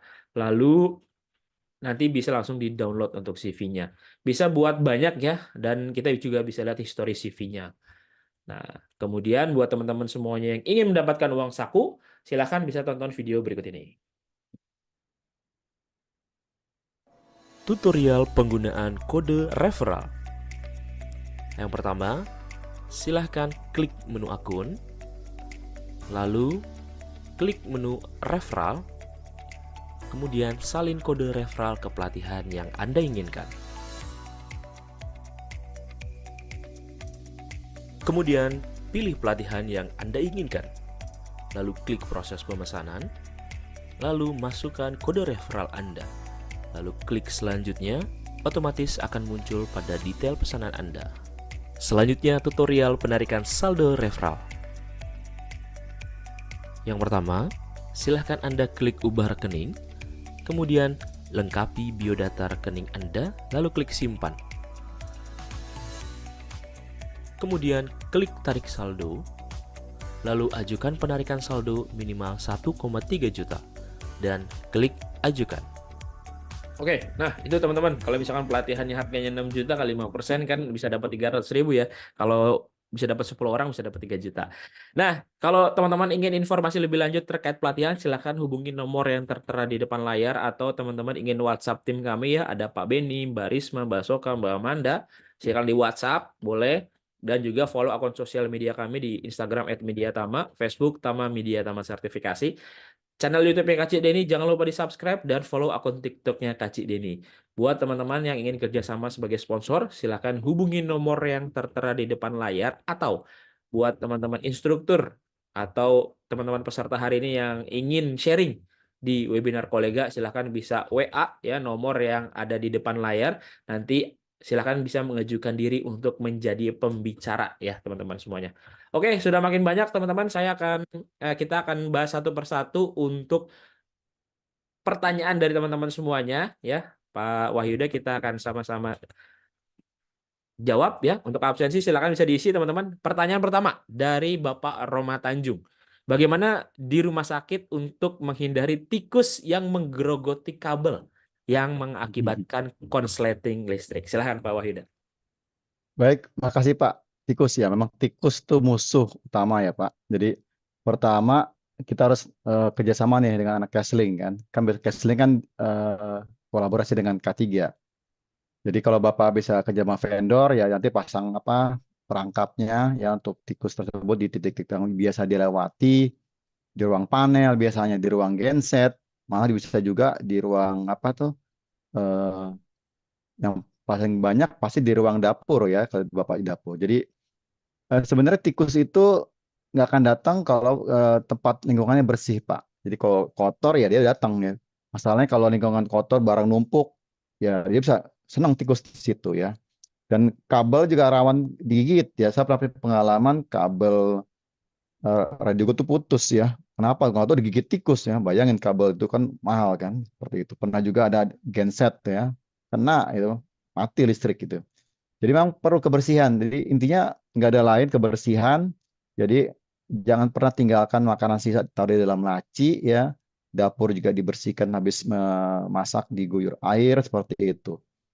Jadi Bapak kerjasama dan kalau bisa seminggu sekali ya keliling cek semua. Jadi kalau kita menemukan jejak tikus, ketemu apa kotoran tikus, pasti ada tikus di situ. Dan biasa ya udah kita tahu kan ada bekas kan ada rutenya kan kalau Bapak sering nge-trace terus ada bekas tikus. Taruh aja satu jebakan perangkap di situ ya pasti ketangkap. Itu Pak ya, jawaban saya. Terima kasih. Oke, baik. Intinya kita harus bersih lingkungannya ya supaya Ya, tidak digigit tikus. Lanjut lagi dari Ibu Tantri. Untuk pemasangan sprinkler, apakah ada syarat? Misalkan jaraknya berapa, terus ditempatkan di daerah mana saja, dan apakah ada regulasinya? Silakan Pak Wahyuda. makasih. Ada sekali ya. Kalau dulu kita masih pakai standar yang Permen PU, sekarang udah ada yang baru kan Bu, yang dari di Permenkes yang terbaru. Lihat aja tabel di situ ya. Mungkin kalau ada beda-beda, kita cari yang paling mampu laksana ya. Jadi kalau kita pakai ini ya, kalau acuannya di Permenkes ini pakai yang di sini seperti itu ya. Cuman terkadang kalau masih kurang detail, cek lagi di Permen PU-nya Bu. Ada kok. Jadi saya memang nggak masuk ke detail ke situ, itu sangat teknis sekali. Itu tinggal di download, tuh ada tabelnya. Jadi ruangan apa gitu kan. Tadi kan contohnya kan untuk sprinkle-nya apakah semua orang dipasangkan kan enggak kan. Di OK pasti nggak ada sprinkle yang ada hanya detektor apa asap situ kan seperti itu. Nah, sama juga detektor dipasang nggak semua ruangan sama ya. Kapan dipakai detektor asap, kapan pakai detektor panas seperti itu. Jadi silakan dibuka Permenkesnya di bagian lampirannya itu di bagian tabelnya ada tuh titik-titik mana ruangan mana yang boleh dipasang, titik mana yang tidak boleh dipasang. Itu aja Bu untuk acuan kita. Makasih. Oke, baik. Seperti itu ya Bu Tantri. Buat teman-teman semuanya yang ingin bertanya langsung, silahkan bisa klik raise hand ya. Nanti akan kita persilahkan untuk bisa bertanya. Kita lanjut dulu di kolom Q&A. Pak Wahyuda, nih dari Pak Aji Prasetyo, apa sanksi terhadap rumah sakit yang tidak comply terhadap peraturan? Peraturan apa nih yang maksudnya? Mungkin peraturan yang regulasi K3 rumah sakit mungkin ya. Seperti itu. Silakan Pak Wahyuda. Baik, memang di peraturan ini di Permenkes 40 tahun 2022 rumah sakit dikasih waktu 3 tahun, Pak. Itu kan dikeluarkannya kan 22 Desember 2022 ya. Seperti gambar template yang terakhir, PPT yang terakhir itu akan benar-benar diberlakukan di 22 Desember tahun 2025. Jadi silakan teman-teman masih punya waktu 2 tahun kan ya 24 ya 25 akan masih lama kan masih Januari kan sekarang kan. Silakan ajukan tuh. Jadi di list. Oh, apa aparel kurang, harusnya jarak sekian. Oh, aparel yang sesuai, nggak punya jenis yang kitchen, ajukan. Perlu di apa firewall, ajukan seperti itu. Jangan sampai mendekati mau akreditasi, surveyor pakai data ini, wah kita pasti bingung gitu kan. Jangan sampai surveyor lebih tahu, ya lebih tahu dari kita. Pasti dia baca juga kan, belajar juga seperti itu. Jadi kan sudah lengkapi. Jadi kalau ada perbedaan data, ini loh datanya, ini sumbernya. Jadi ajukan ke pimpinan. Kalau untuk sanksi, ya artinya rumah sakit nggak comply terhadap aturan. Kan sebenarnya aturan ini dibuat untuk kita taat, kan untuk keselamatan kita kan. Menurut saya bersyukur ya rumah Kemenkes buat aturan ini, karena buat saya K3 tuh saya nunggu-nunggu nih, mana sih aturan yang buat rumah sakit, karena kita nggak bisa ngambil murni dari Permen PU, kan itu kan secara umum, untuk gedung perkantoran. Sedang kita kan bukan gedung perkantoran. Huniannya beda, fasilitasnya beda, seperti jadi ada yang nggak cocok kalau kita ngambil dari Permen PU seperti itu. Tapi juga ada yang bisa kita aplikasikan. Nah, dengan adanya aturan yang ini, yang 40 tahun 2022, kita aplikasikanlah di rumah sakitnya. Saya sih orang bersyukur artinya apa ya? Karena ada aturannya jelas loh. Ini yang keluar Kemenkes. Jadi kalau surveyor beda, ini loh datanya seperti itu. Kalau sanksi artinya kembali rumah sakit mau aman, mau selamat nggak seperti itu ya. Jangan sampai kejadian baru disalahkan. Ingat K3 tugasnya adalah ya melaporkan ya, memberikan masukan baik diminta maupun nggak diminta. Itu ada tuh waktu di AK3 umum ya Pak Arif ya. Kalau nggak melaporkan artinya Anda nggak peduli. Jadi jangan nunggu ditanya. Ini kita laporkan ke direktur. Dok, ada aturan baru nih. Begini begini begini. Kita nggak punya gini gini gini. Ajukan dok seperti itu. Kalau diajukan nanti kita proaktif. Itu Pak. Oke, baik. Seperti itu ya Pak Aji Prasetyo. Nah, ini pertanyaan lagi dari Pak Alfa Agi Dewanto. Bagaimana prosedur keadaan darurat bagi yang menggunakan kursi roda? Nah, kemudian kan ada dan berapa derajat kemiringan jalur khusus kursi roda? Apakah ada peraturannya terkait hal tersebut? Seperti itu, Pak.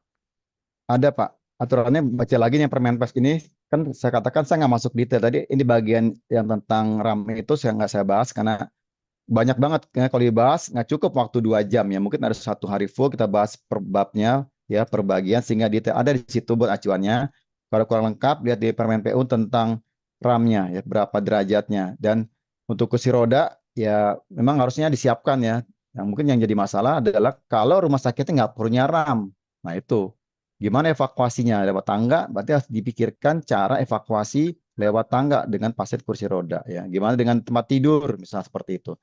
Mungkin banyak rumah sakit yang lebih lama berdiri, udah 20 tahun berdiri, ya waktu zaman dulu nggak dipersyaratkan adanya RAM ya. Sekarang kan aturan baru, dan itu tidak mudah merubah, membuat seperti itu. Jadi silakan teman-teman lihat acuan secara teknis detailnya, saya nggak akan bicara berapa senti, berapa derajat, ya silakan baca di situ, ada semua. Jadi aturan terbuka, nggak tertutup, jadi bisa diajukan, nanti coba aja dilihat ya. Sama nggak rumah sakit Anda dengan diaturannya seperti itu. Saya yakin kalau yang itu pasti standar sih, nggak mungkin apa ya luncurannya terlalu curam seperti itu. Itu Pak Arief. Oke, baik. Seperti itu ya, Pak Alfa. Nah, kemudian ini pertanyaan juga dari Pak Rizaldi nih. Terkait dengan apa namanya, pendeteksi asap di ruang pasien. Nah, itu eh, kapan waktunya untuk dilakukan uji coba dan maintenance-nya berapa kali? Ya, seperti itu, Pak. Baik, terima kasih Pak. Jadi disarankan sih setahun sekali ya. Jadi semua smoke detector itu dicek. Nah, terkadang jadi masalah teman-teman ya punya kompetensi nggak, punya keahlian nggak untuk melakukan itu Pak, seperti itu. Kalau nggak punya, jangan. Panggil vendor aja, untuk vendor untuk melakukan uji coba gitu kan. Ini bisa nggak seperti itu. Jadi kalau bisa, misalnya bapaknya sertifikat fire safety pasti bisa, karena misalnya dia ada alat ya kan. Jadi jangan jangan pakai pakai kertas ya Pak, kertas di smoke gitu ya, atau ngerokok ya, ditiup-tiup. Wah, jangan, itu ada alat kan yang dipencet keluar seperti itu. Lihat bunyinya berapa gitu. Jadi pakai alat. Dan kalau juga jangan lupa bisa dibersihin. Nah, biasa tuh di dalamnya itu banyak kotoran Pak. Biasa kan sarang apa sih? Sarang laba-laba tuh banyak tuh di situ. Ataupun sarang, kadang-kadang ada sarang kecoa, sarang semut. Nah, karena dia kan jarang dibuka seperti itu. Dan dites ya. Jadinya biasanya dicek di lapangan, di titik smoke-nya sama di ruang FMCA-nya, jadi di fire system alarmnya. Nyambung nggak seperti itu? Ini connect-nya seperti apa? Itu ada di blueprint-nya tentang sistem pemadam kebakaran, Pak. Jadi Bapak harus punya blueprint-nya dari gedung. Ya. Jadi kalau bisa buat lakukan, kalau nggak bisa, Bapak bisa panggil vendor untuk pengecekan sistem fire alarm. Oke, baik. Terima kasih Pak Wahyuda. Kita lanjut ke sesi tanya jawab yang ingin bertanya langsung. Silakan Pak Ferry Ilman. Silakan Pak Ferry Ilman. Baik, terima kasih Pak Arif. Pak Yuda, izin saya bertanya. Kaitan dengan Permenkes yang tadi, yang 40 tahun 2022 ini berlaku untuk bangunan vaskes swasta aja atau sama bangunan yang berplat merah? Itu yang pertama. Terus yang kedua, kaitan dengan sanksi apabila ada bangunan vaskes yang tidak mengindahkan Permenkes tersebut, dalam bentuk apa sanksinya gitu. Nah, terus kaitan dengan pertanyaan ketiga, UPTD Puskesmas pun istilahnya termasuk dalam bangunan vaskes ya. Nah, kadang ada vaskes UPTD Puskesmas itu tidak mempunyai ahli K3. Itu solusinya seperti apa? Baik, itu aja Pak. Terima kasih. Oke, terima kasih Pak Ferry Ilman. Silakan Pak Wahyuda. Baik, Pak Ferry, yang pertama aturan ini untuk rumah sakit ya Pak, karena di awal dijelaskan definisinya untuk bangunan alat rumah sakit, dah itu dikunci. Jadi hanya berlaku untuk rumah sakit. Nah, jadi puskesmas, klinik, ya klinik besar atau klinik yang level kelas apapun nggak berlaku. Ya, puskesmas beda lagi aturannya. Kemudian, apakah swasta atau negeri berlaku untuk semua rumah sakit Pak se-Indonesia? Ya, baik negeri maupun swasta berlaku semua peraturan ini. Jadi orang nggak bisa ngeles lagi ya, semua sama. Kemudian tentang sanksi. Sanksi tidak disebutkan Pak di dalam aturan ini. Eh, biasanya orang takut kalau akreditasi Pak. Ya, jadi triknya biasa atau survei. Nah, jadi kembali kalau survei paham tentang bangunan ini dia pakai aturan ini. Kalau enggak ya nggak aman aja rumah sakitnya. Jadi detailnya banyak sebenarnya di sini. Jadi kembali survei teman-teman saya surveyor harap saya bisa update dan bisa mengimplementasikannya ini saat kita memang harus meminta rumah sakit apply terhadap aturan seperti itu. Karena kalau nggak mau dia kan, kalau nggak lulus akreditasi kan dia nggak bisa terima pasien BPJS, artinya nggak bisa terima pasien, nggak terima uang kan. Nah, pasti takut tuh seperti itu. Jadi kalau disanksi apapun dia nggak takut kecuali nggak bisa terima pasien BPJS. Pasti rumah sakit nurut tuh. Gitu. Jadi kerjasama dengan lembaga akreditasi untuk mengaplikasikan ini. Dan tugas saya sebagai seorang K3 dan Fire Safety ada mengedukasi semuanya gitu. Yuk terapkan sama-sama aturan ini.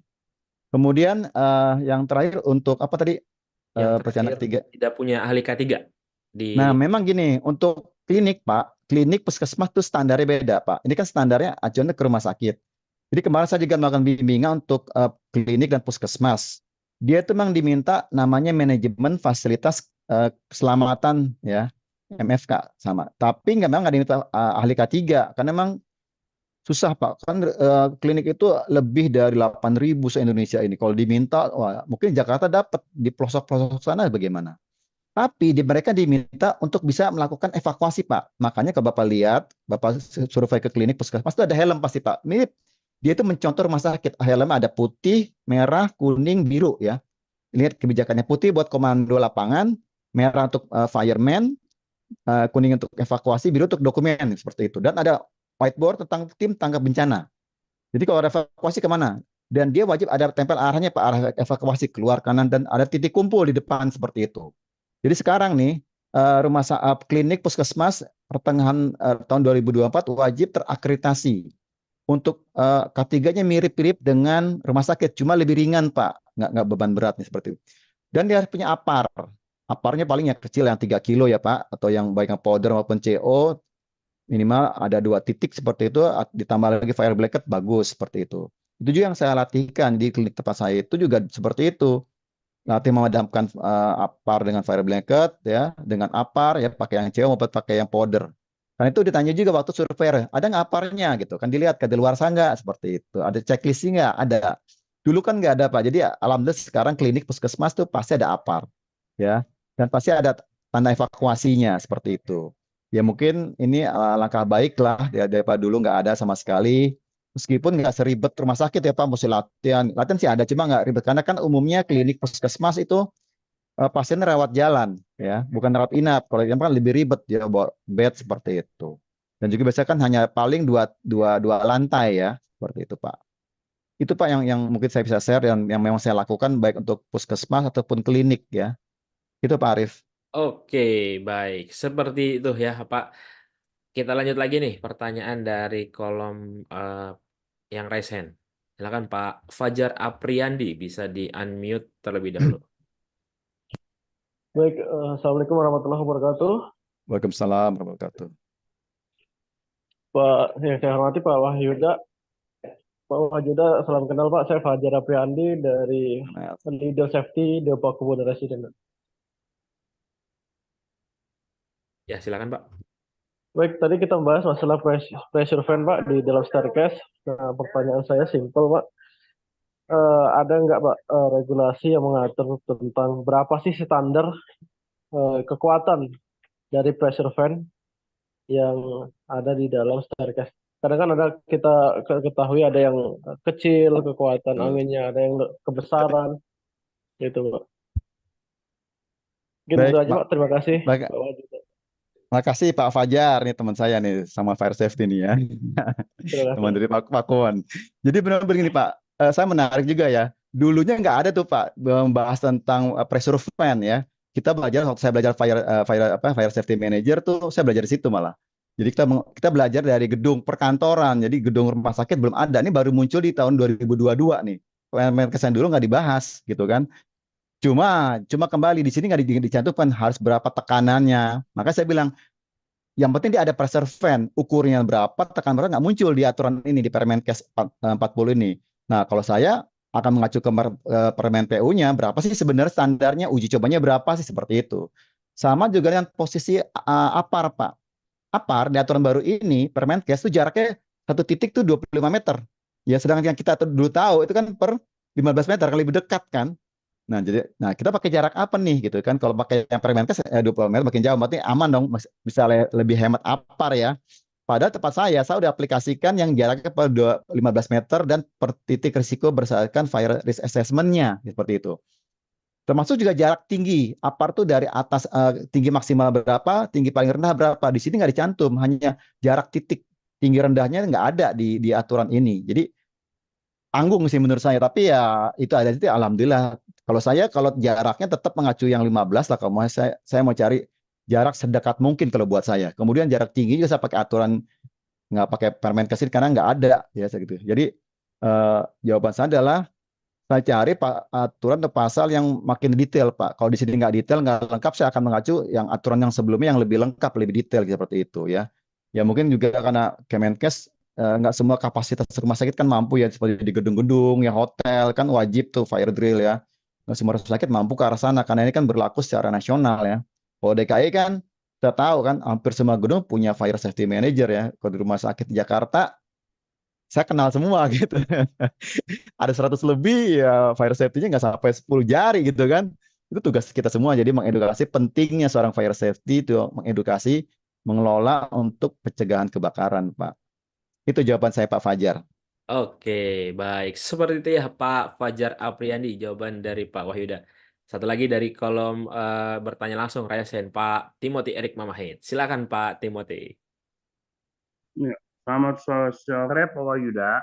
Selamat sore, Pak Timothy. Ya, Pak Wahyuda, salam ketiga dan salam buat ketiga, bukan ketiga, bukan ini. Ya Pak, saya mau nanya Pak, untuk pemasangan APAR di koridor-koridor rumah sakit, itu bisa selang-seling atau aja harus satu arah Pak? Misalnya kalau kita udah pasang kanan, berarti kita harus kanan semua, atau kita pasang kiri semua, atau kita bisa sejarak berapa meter kita bisa pasang kanan atau kiri gitu Pak. Itu aja sih ya Pak, dari saya. Oke, terima kasih Pak Timothy. Silakan Pak Wahyuda. Baik, makasih Pak Timothy. Ini kembali terkadang estetika ya Pak, ini ngomong estetika ya. Kalau saya sih, nih kalau dari Permenkes sih jaraknya per 20 meter kan, dia nggak dibilang selang-seling kan. Oke. Di Permen juga nggak bilang selang-seling kan, hanya jaraknya per 15 meter kan. Kalau saya tergantung situasi dan tergantung tempatnya. Terkadang kalau masang selang-seling juga suka diomelin juga sama orang. Ini nggak bisa, karena kan naruh kursi jadi susah ya seperti itu. Kalau saya yang penting jarak tingginya, tinggi rendah berapa sama per titiknya berapa, saya menurut regulasi ya, terserah ngacu kemana.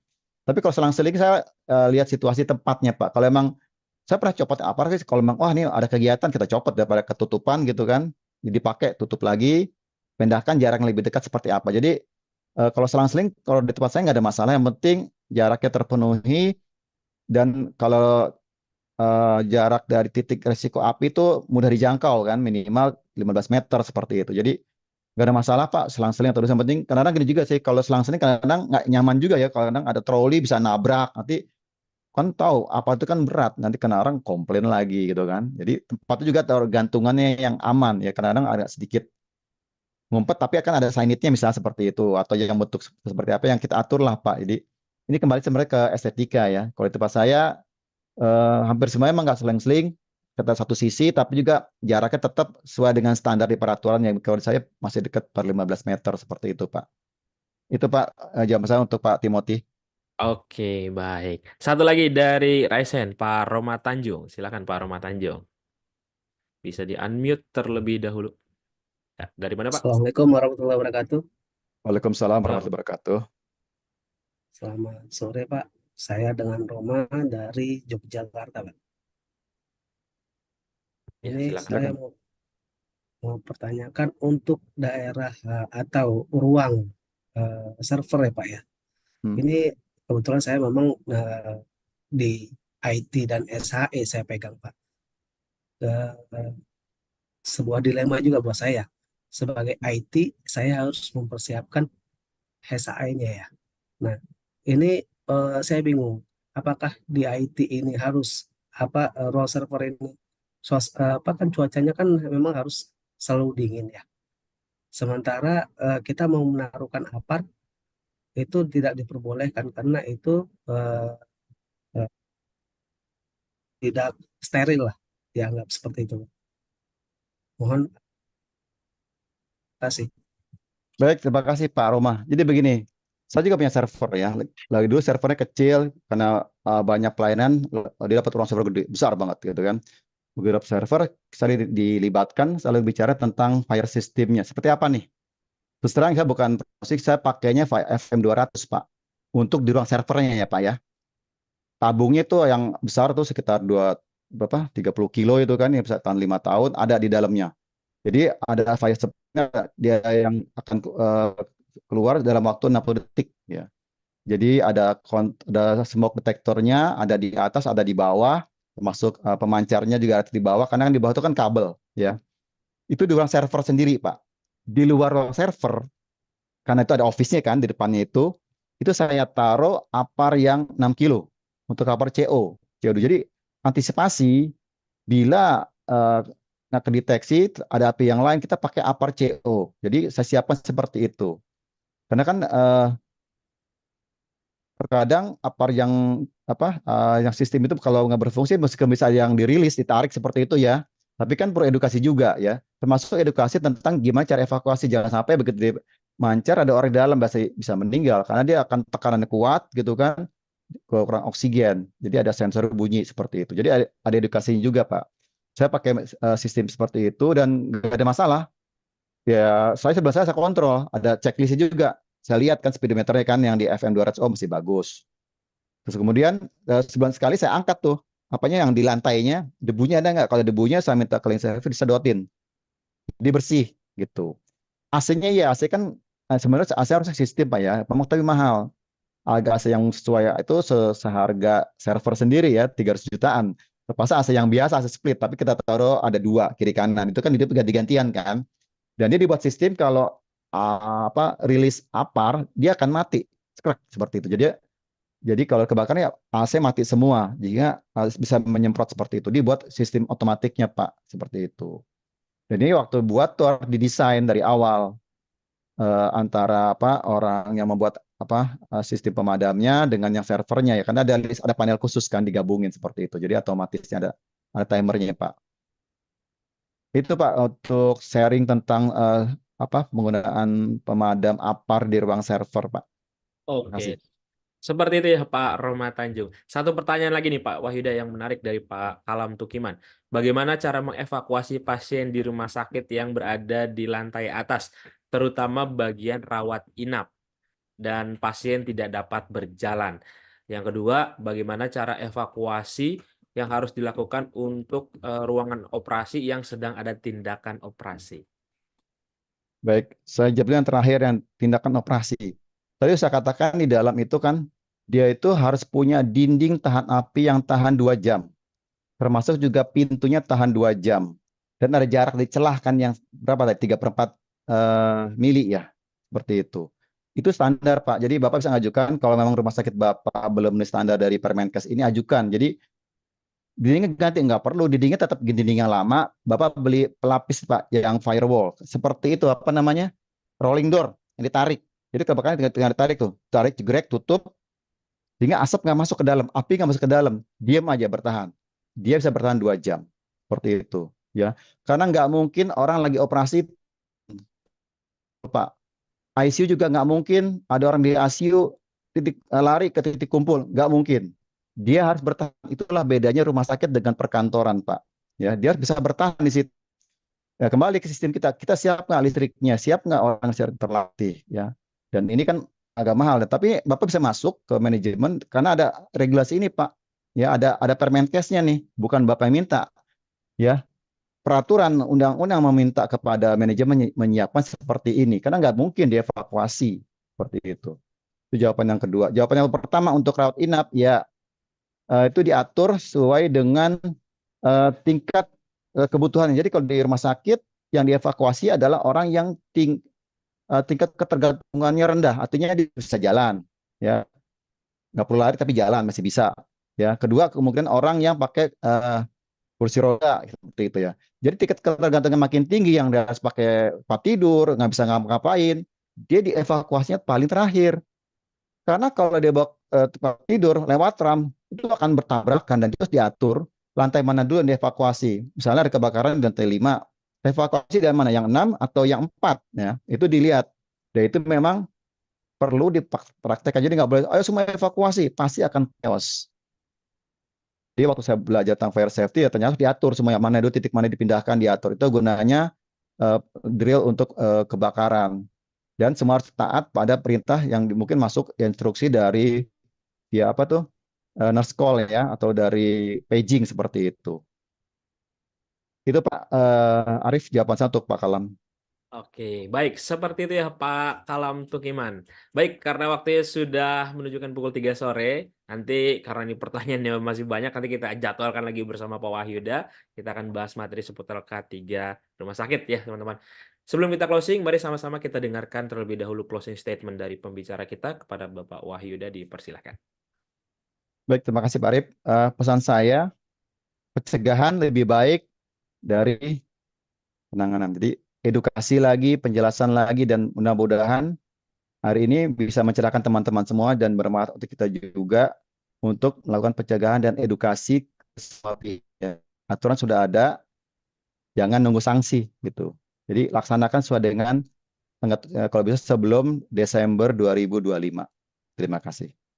Baik, terima kasih Pak Wahyuda, terima kasih teman-teman semuanya, luar biasa. Jangan lupa untuk mengisi absensi ya. Dan mudah-mudahan apa yang disampaikan Pak Wahyuda bermanfaat untuk kita semuanya, dan mudah-mudahan Pak Wahyuda juga diberikan kesehatan untuk Pak Wahyuda dan diberikan kelancaran untuk setiap aktivitasnya.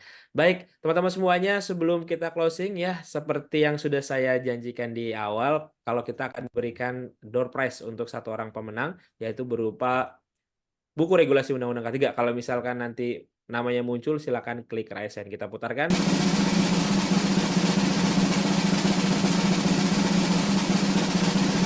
Selamat kepada atas nama Eka Risti Yuliandi. Apakah ada? Sebentar saya cek dulu. Oke, tidak ada ya. Kita putarkan sekali lagi. Nama yang ada di Zoom wajib sesuai dengan nama lengkap ya, teman-teman. Selamat kepada Muhammad Topan Santoso. Tidak ada lagi ya, kita putarkan lagi. Kita langsung cek kolom partisipan yang sudah di atas 200 orang nih yang hadir. Oke, selamat kepada oh ada Muammar Khalid Badawi ya. Selamat kepada atas nama Muammar Khalid Badawi ya, mendapatkan satu buah door prize buku regulasi Undang-Undang K3, nanti akan dihubungi langsung oleh tim Media Tama di hari kerja. Baik, terima kasih sekali lagi teman-teman semuanya. Terima kasih Pak Wahyuda. Mudah-mudahan kita bisa bertemu lagi bersama para peserta yang luar biasa ini. Dan akhir kata saya mengucapkan wabillahi taufiq wal hidayah. Saya Arif Purwadana. Saya Wahyuda. Ucapkan terima kasih dan sampai jumpa di Sabtu depan. Terima kasih Pak Wahyuda, Ya, teman-teman terima semuanya. kasih. Terima kasih Pak Arif, pamit ya. Sama-sama Pak. Sehat selalu.